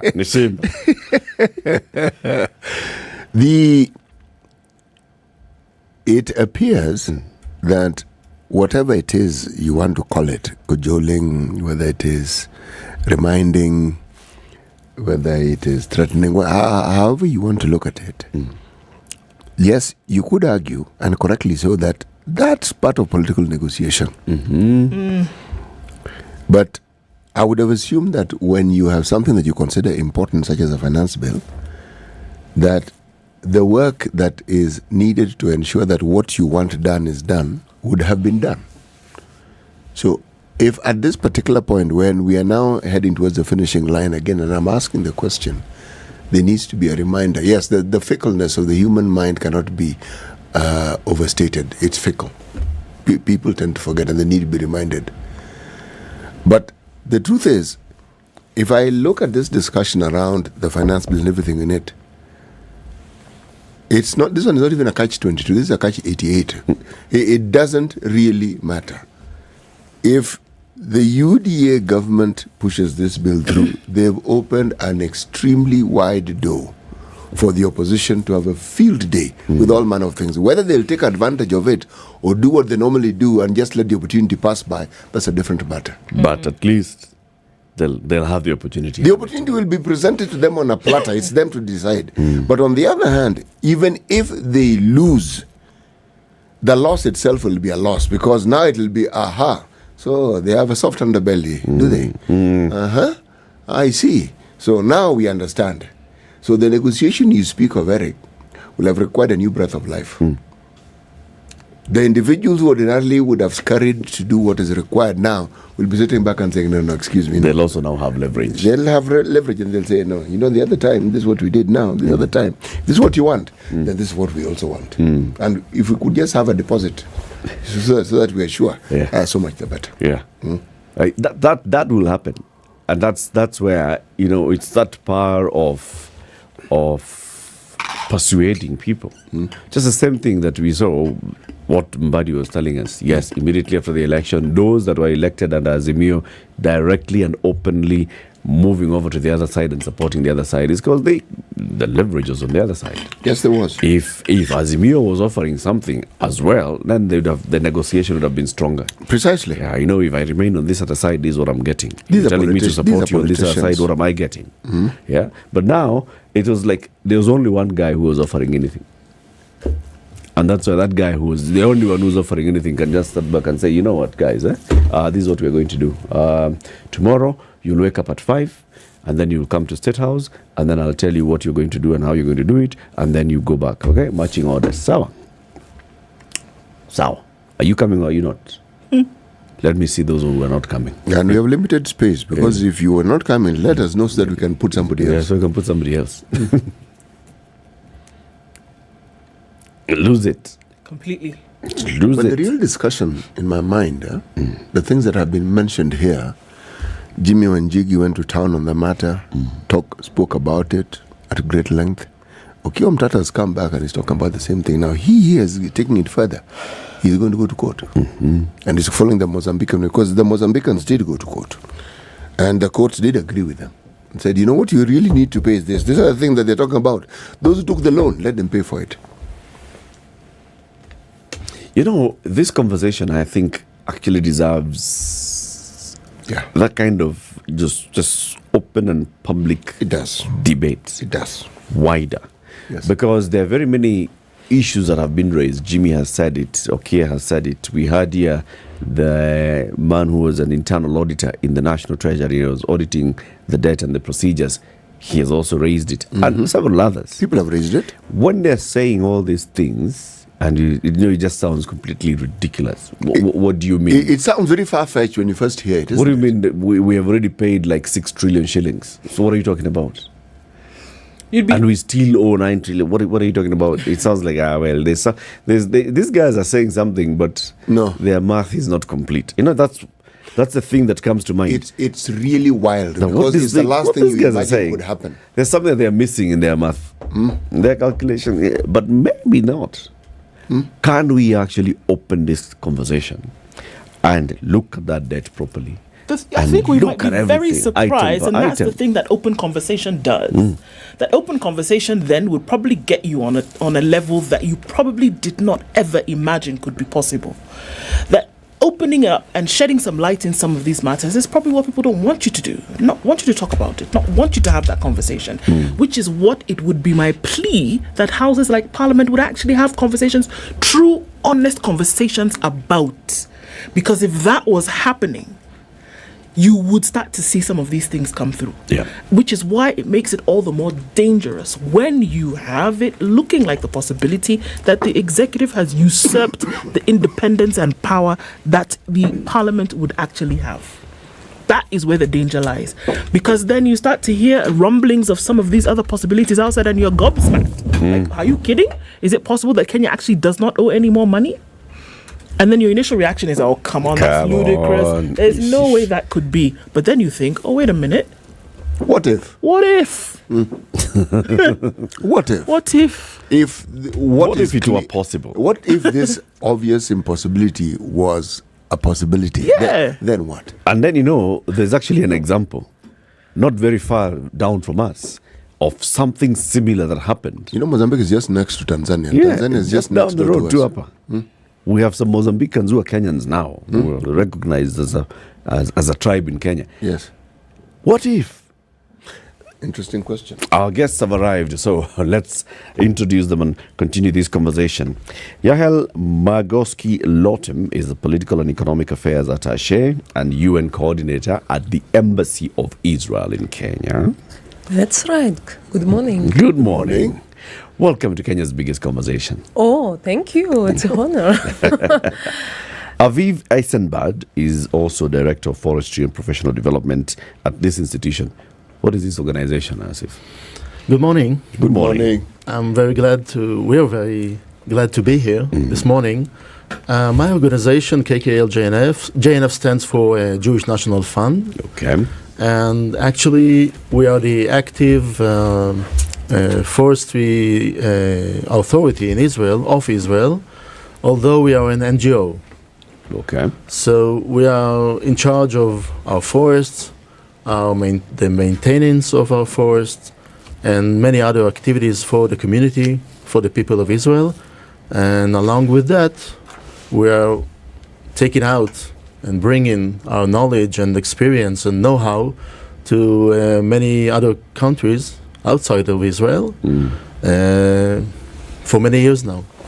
And I will interrupt and say that Aviv is a bit being too humble for his organization and for himself, since everyone in Kenya has to know, I'm just kidding, of course, that KKL, GNF Israel, it's one of the main pillars of our independent state and independence, because actually Israel is nowadays only 75 years old. But even before the establishment of the State of Israel, KKL, the organization that Aviv represents here in Kenya nowadays, was responsible for buying the lands and growing forests on those lands. And actually, this organization was the one to create the nowadays green Israel out of a desert it used to be. So this is KKL Israel. Okay. So you're not a small person, Aviv, but we're just a non-governmental organization. I know we talk about this to other parts of the world. No, this gentleman next to me is a rainmaker. Literally a rainmaker. Thank you. Welcome them with the day's Proverb City. Well, our proverbs for the whole of this week are from the Republic of Malawi. Today's proverb: don't use an axe to do embroidery. Don't use an axe to do embroidery. Yael, when you hear this proverb, it's from Malawi. First of all, what's your direct interpretation of it? Like, what do you hear the Malawian saying? Don't use an axe to do embroidery. Do you want me to try and to translate the proverb on our Israeli understanding? Okay. So when you are coming, let me try my best, yeah? When you are coming to do a subtle work, something very gentle, something very complicated, you should use the proper means, right? Something of this type? Yes. Yes, that's why we brought Aviv. Aviv is the needle or the axe. Oh, maybe. Aviv, what is Israel's forest cover in terms of percentage of land mass? You talk about the global UN standard is at least have 10% or thereabout of your country as forest cover. What is the forest cover in Israel? Well, the forest we planted, and we have also some natural forests. It's about a million dunams, maybe a little more than a million dunams. And what's a dunam? It's a fourth of an acre. Okay. So that would be 250 acres. Okay. And you should know that Israel is half of the northern part of Israel is kind of Mediterranean climate, type of climate. Yeah. But the rest of the country, the southern half, is semi-arid. And most of our work these days is concentrated over there. I mean, we still have our actions in the other parts, but deforestation is one of the main aims or missions that we are into. We're taking forward all those actions of water harvesting, watershed management, and by using ancient techniques that were used by the Nabatis, the ancient communities. Nomads of that area. Yeah. So we're just taking those techniques to the modern age, and we're using those methods, but with modern tools and much better. But we're talking about collecting the water, the runoff, because in the desert, that's why Kenya and Israel have such mutual challenges. Deforestation and establishing forests in arid zones. Yeah. This is not easy. You have few events of rain, and because of the type of the soil that blocks when it immediately after it has a lot of clay. So as it gets wet, it blocks, and the runoff is most of the water that comes from the rain is going as a runoff. Yep. It doesn't infiltrate. So when you come and produce those terraces, and liman is a word from the Aramaic language. It means harbor. We produce those structures in order to collect and stop the water, and then it allows the water to infiltrate into the soil, and then you can establish a forest, you can plant trees, and also it brings up the pasture for the herds. And that in this way you can make the desert greener and to block the desertification process. So essentially you build terraces. Yeah, it's kind of a terraces. It's about 1.5 meters tall in a Just specific structure. And it's on flat ground. No, it's on slopes. Slopey ground. Yes.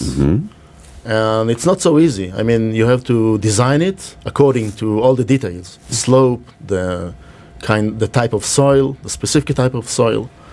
And it's a big issue. It's called watershed management. And we're doing that for at least 30 years now, and improving every year. And as I said, we are happy to share this knowledge, this experience with other countries that share same challenges. You say the southern part of Israel is predominantly semi-arid. Yes. Now, over these 30 years, let's just talk about 30 years, not more. How much of this land have you made productive, and how much of it is still a work in progress?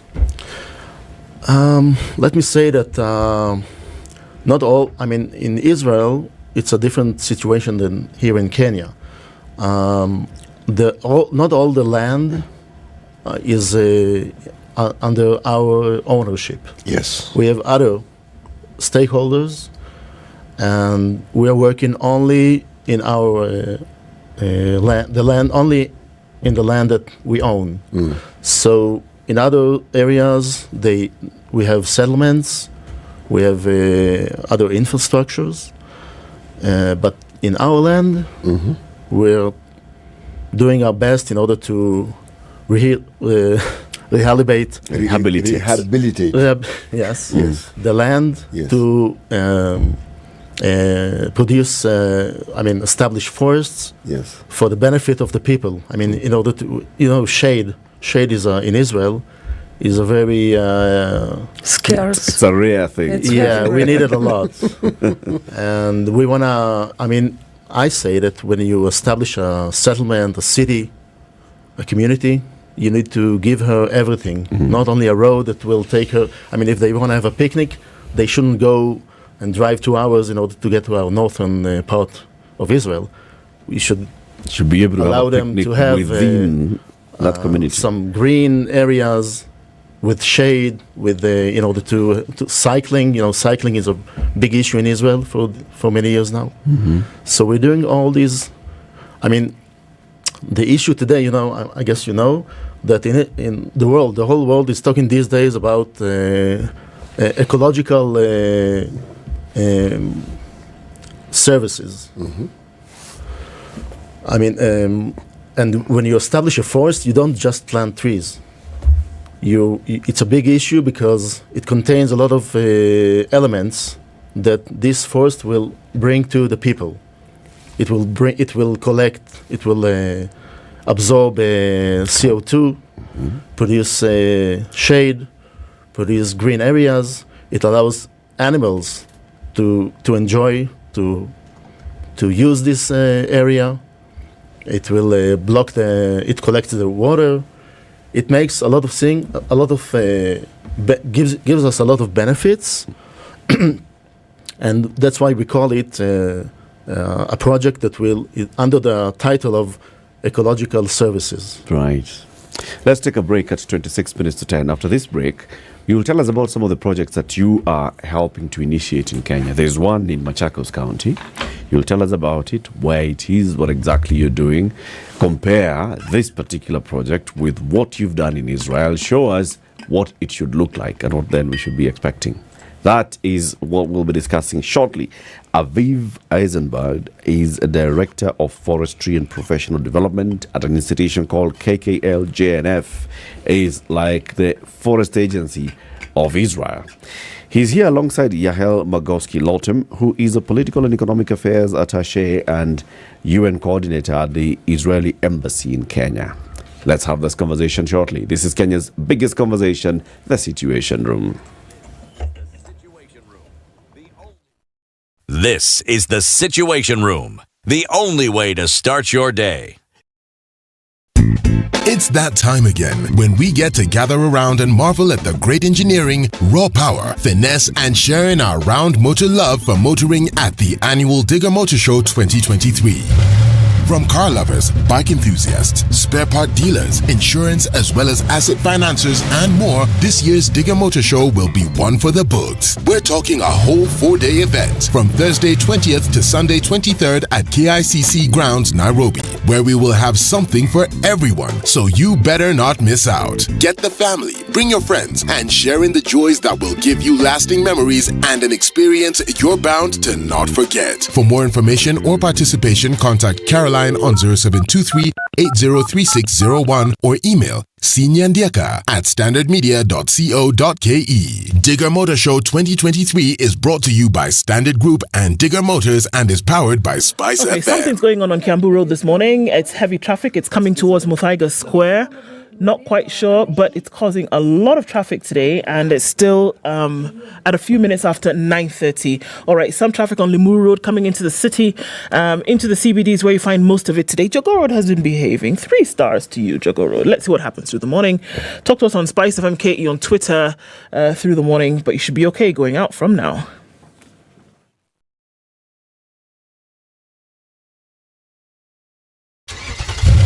When the engine revs, will you be ready to get all that petrol head enthusiasm at this year's annual Digger Motor Show? Well, you better belt up and make your way to KICC from the 20th to the 23rd of July 2023 for a wholesome 4-day event. Come and join car lovers, bike enthusiasts, spare part dealers, insurance, as well as asset financiers, and more for what will be an unforgettable experience by far. We are going all out to make it a great show for you and the whole family with something for everyone, so you better not miss out. For more information or participation, contact Caroline on 0723-803601 or email sinyandiaka@standardmedia.co.ke. Digger Motor Show 2023 is brought to you by Standard Group and Digger Motors and is powered by Spice FM.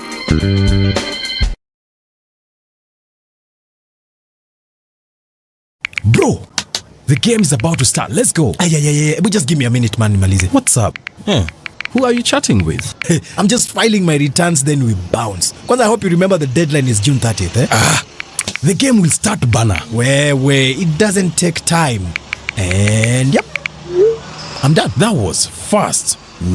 Show me how you've done yours, because I don't want to pay any penalty. Just log into itax.kra.go.ke and file your returns. And if you don't know how to, just go to KRA's YouTube page and watch a tutorial. It's that easy. Allah, filing returns is easier than cooking. Easy peasy, msay. Kenya Revenue Authority reminds all PIN holders to file their 2022 tax returns on or before 30th of June 2023. For assistance, call 0711 099 999 or email callcenter@kra.go.ke. You can also visit any of the KRA service centers or any Huduma center countrywide. Kenya Revenue Authority. Tulipe ushuru, tujitegemee. Mature, intelligent talk every morning. Unright. 94.4 Spice FM, Nairobi.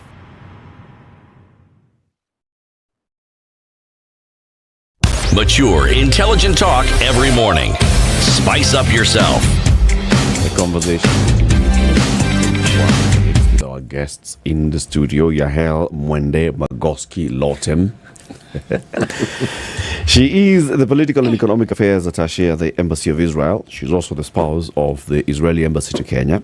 Aviv Eisenband is the Director of Forestry and Professional Development at KKL GNF, which is like the KFS of Israel. We're talking about what we need to do to transform Kenya's ASAL areas using the case study of Israel, and Aviv is here to tell us what you've been doing. So first, let's start with you, Yahel Mwende. There's some work that the Israeli embassies were doing with the county government of Machakos and other stakeholders, including the Kenya Forest Service. What is that work that you're doing? Thank you. So, actually, we need to add one more very important actor to our conversation, which is the Office of the First Lady of Kenya, and Her Excellency herself, Rachel Ruto, the First Lady. So what we are doing together with the First Lady's Office, we are trying to establish out of scratch a forest, which will be called Zion Forest. Zion meaning everything for the Jewish people, but I also know that Kenyans who are partially, many of Kenyans are Christians, so they know.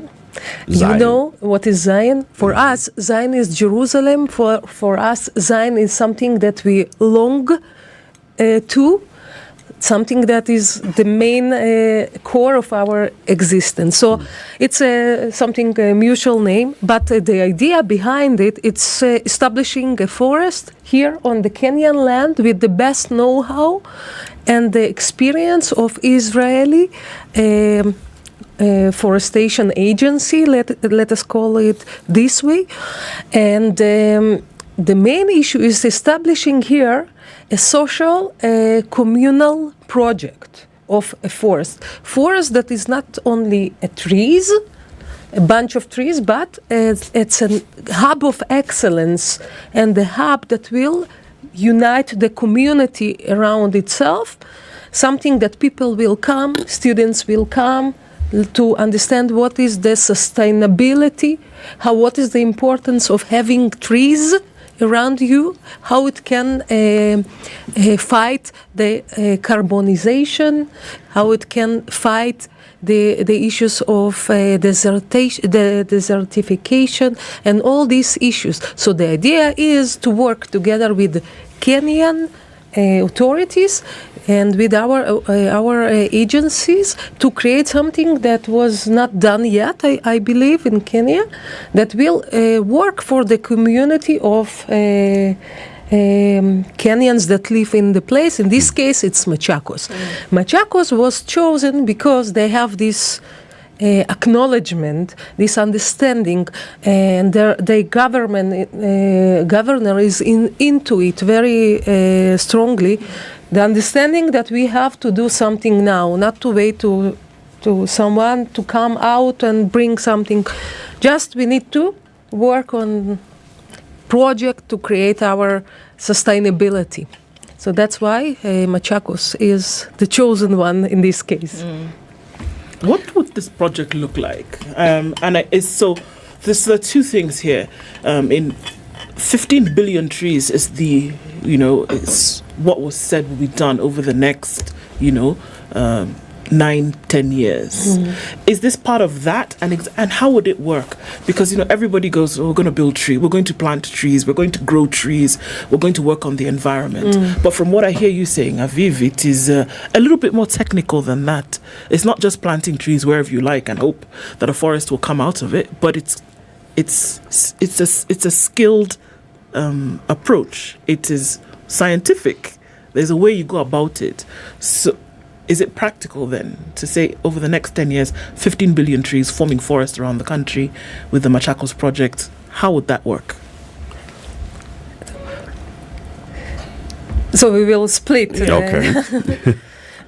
So is it practical? It depends on the Kenyans, I would say, yeah? Was the establishment of the State of Israel a practical dream? A practical vision? No, it wasn't. When it was firstly declared, there will be a Zion state, Zion, speaking about Zion. So, of course, it was not practical. But there are so many things beyond the practical things, so I don't know how to answer. And first of all, it depends on the Kenyans. But is it possible? I would say yes. Are we ready to be there together with the Kenyans? And we are too small to be there as a force, a huge force, but we are ready to bring our knowledge and resources, and for the first resource that usually Israel brings with itself, it's the know-how, and our abilities, because we are called, not accidentally, I would say, a startup nation state. So 15 billion trees until 2032. Yes, it is possible. It was done before Israel in 75 years became a green country. But yes, it is a technical issue. It is something that we are now working with Machakos. So now we have this vision, what we do with this vision. We cannot just come, plant trees, and tomorrow they will die, right? So we need to plant trees, we need to plant them while also thinking about the watering process, thinking about those terraces that Aviv spoke about, thinking about those additional services, ecological services that the community will be taking itself.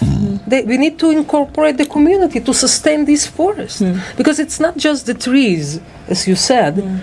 This is a social project. Forest is a social project. It is a place that people come, think, work together. The vision, people will sustain the vision. But I will now pass the... Before you pass it on, why Machakos? Why Machakos? Machakos was chosen by the first lady's office, first of all. And I believe, I also asked this question. Because why Machakos? Then I came to Machakos. Then I saw Machakos. So Machakos, in my eyes, and I'm a foreigner, I'm a newcomer to Kenya, and I need to be humble. And that's my belief in my life. But Machakos looks to me, they are creating something new. They are creating a new Machakos city. So this city is intended to be something that incorporates much more than just living areas. So this is the new city. This is the city of the future. So that's why they want also to have a forest, from scratch. Okay. So it's a city, and by the way, I think this is also something that is highly done in Israel. We do not create only the cities, as Aviv said. We don't build only roads and buildings. You need to think about green spaces, recreational areas. But so I think, but Aviv, now I can pass him sure. the microphone. So. Yeah, as I said, we're thinking about forests as a system or a complex that will give the community ecological ecosystem services. And one of them I would like to mention that in addition to what I said before about technical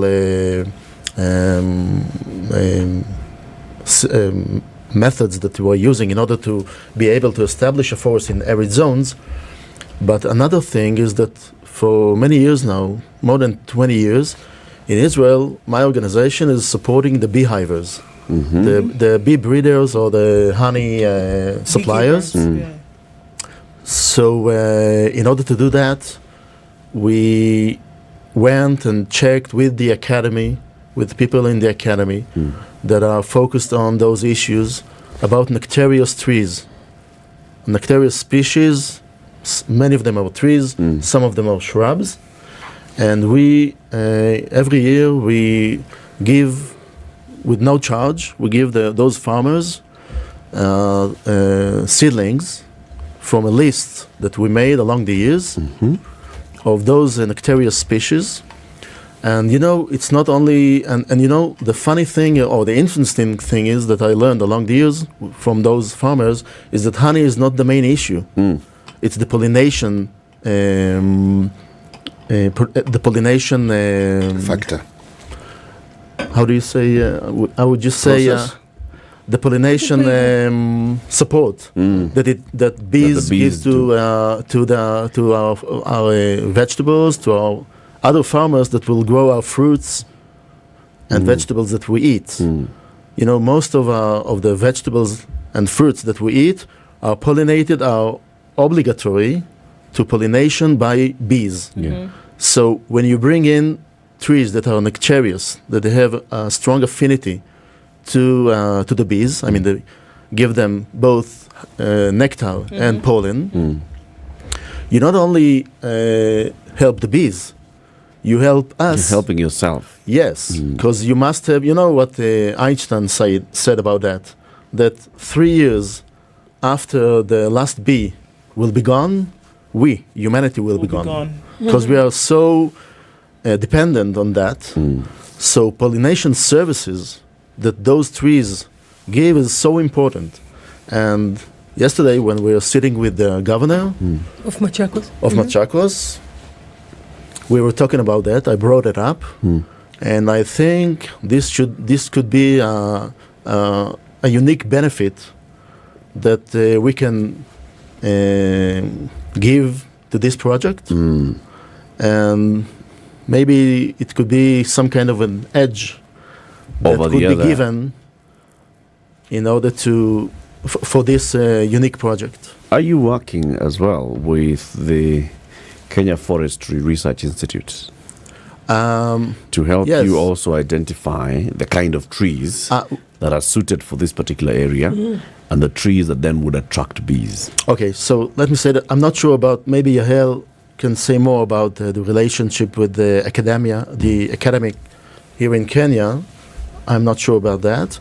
But as I said yesterday already, the species, the indigenous species that are going to be planted in the Machakos Zion forest, most of them, we're not familiar in Israel with most of them. Although I would like to add that we grow already some of your acacia trees.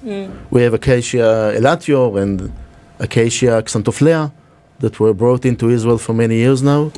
So we plant them and they grow very well. We love them. And because they exhibit excellent performance. They survive very well in that climate. They bring a benefit to our forests, those acacia, because we have mainly three endemic acacia trees endemic to Israel. But we brought the elatio and xanthophlea to Israel, and they're doing very good, very well. But what I wanted to say is that we can try and bring you have a few species of eucalypts that I believe the British brought here from Australia, like in Israel. Wherever they went, they brought the eucalypts with them. They came with the tree. No, but same in Israel. We have many eucalypts that. Because we got our independence also from the British Empire. Sure, from the British mandate. Say that. So. But I didn't see here those. I mean, people should understand that the genus eucalypt contains more than 700 different species. What? And in Israel, we grow these days, my organization, in our nurseries, we grow about 80 different species of eucalypts. Some of them are medium-sized trees that flower beautifully and produce a lot of nectar. They have a strong affinity to bees.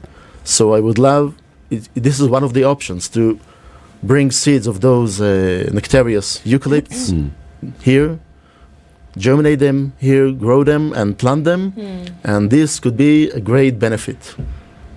So back to the authorities issue, if I may. Yep. Yeah, may I? This is my responsibility here, I guess. So I will say that, of course, we work with the Kenyan authorities, and of course we started from them, because Aviv is our guest here, is coming from Israel to take the project forward. But we started, of course, with the needs that were identified and are in the process of identification nowadays by the Kenyan KFS and all the relevant authorities. So the trees that will be planted, speaking about British past, but nowadays the Kenyan, main, I would say, pillar is to plant indigenous trees. Yeah.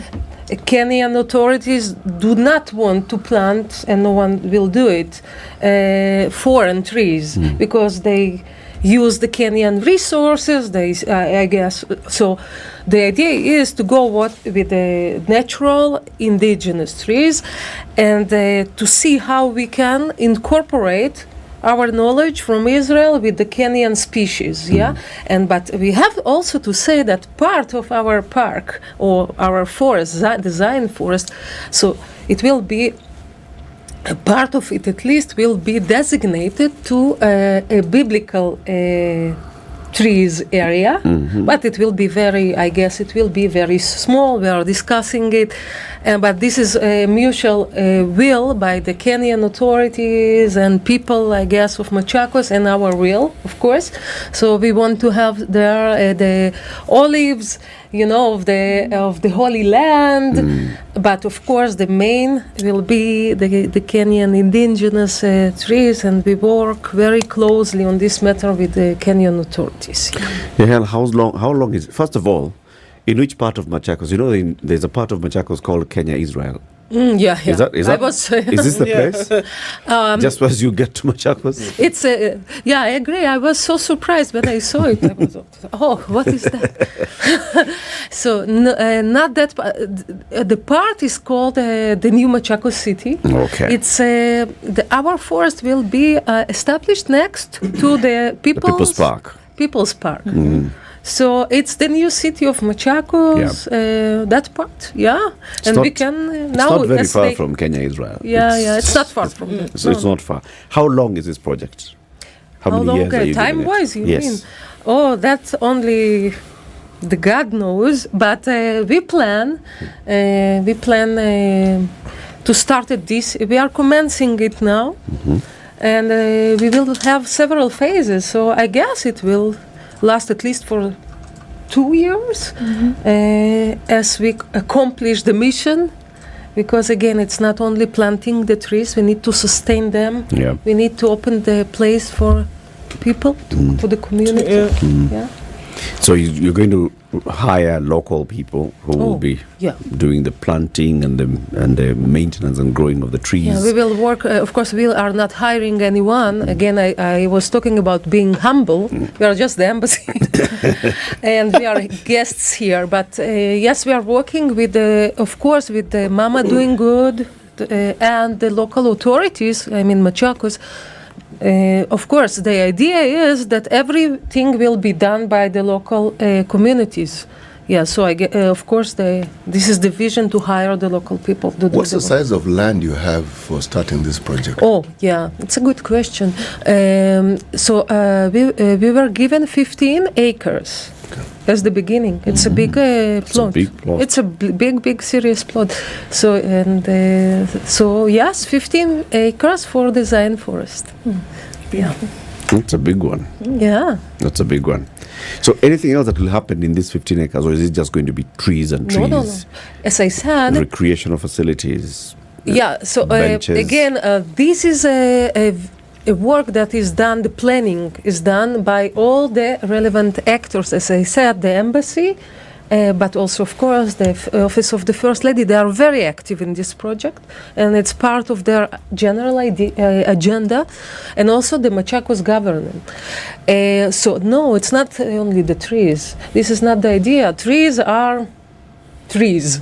But the idea is to create a hub of excellence that people will come, students will come to, kids will come from schools, to understand what is sustainability, why it's so important not to cut trees, but to grow them.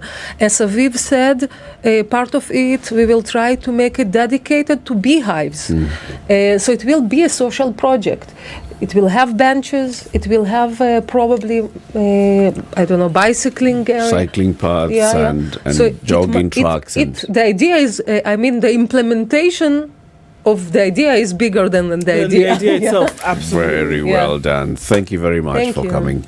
Thank you for explaining everything, and thank you as well to everybody for tuning in to Kenya's biggest conversation today. Yahel Magorski-Lotum is a political and economic affairs attaché at the Embassy of Israel, and Aviv Eisenband is the Director of Forestry and Professional Development at the KKL-JNF. Have a lovely day, people. We'll be back tomorrow morning, God willing. It's 10 a.m.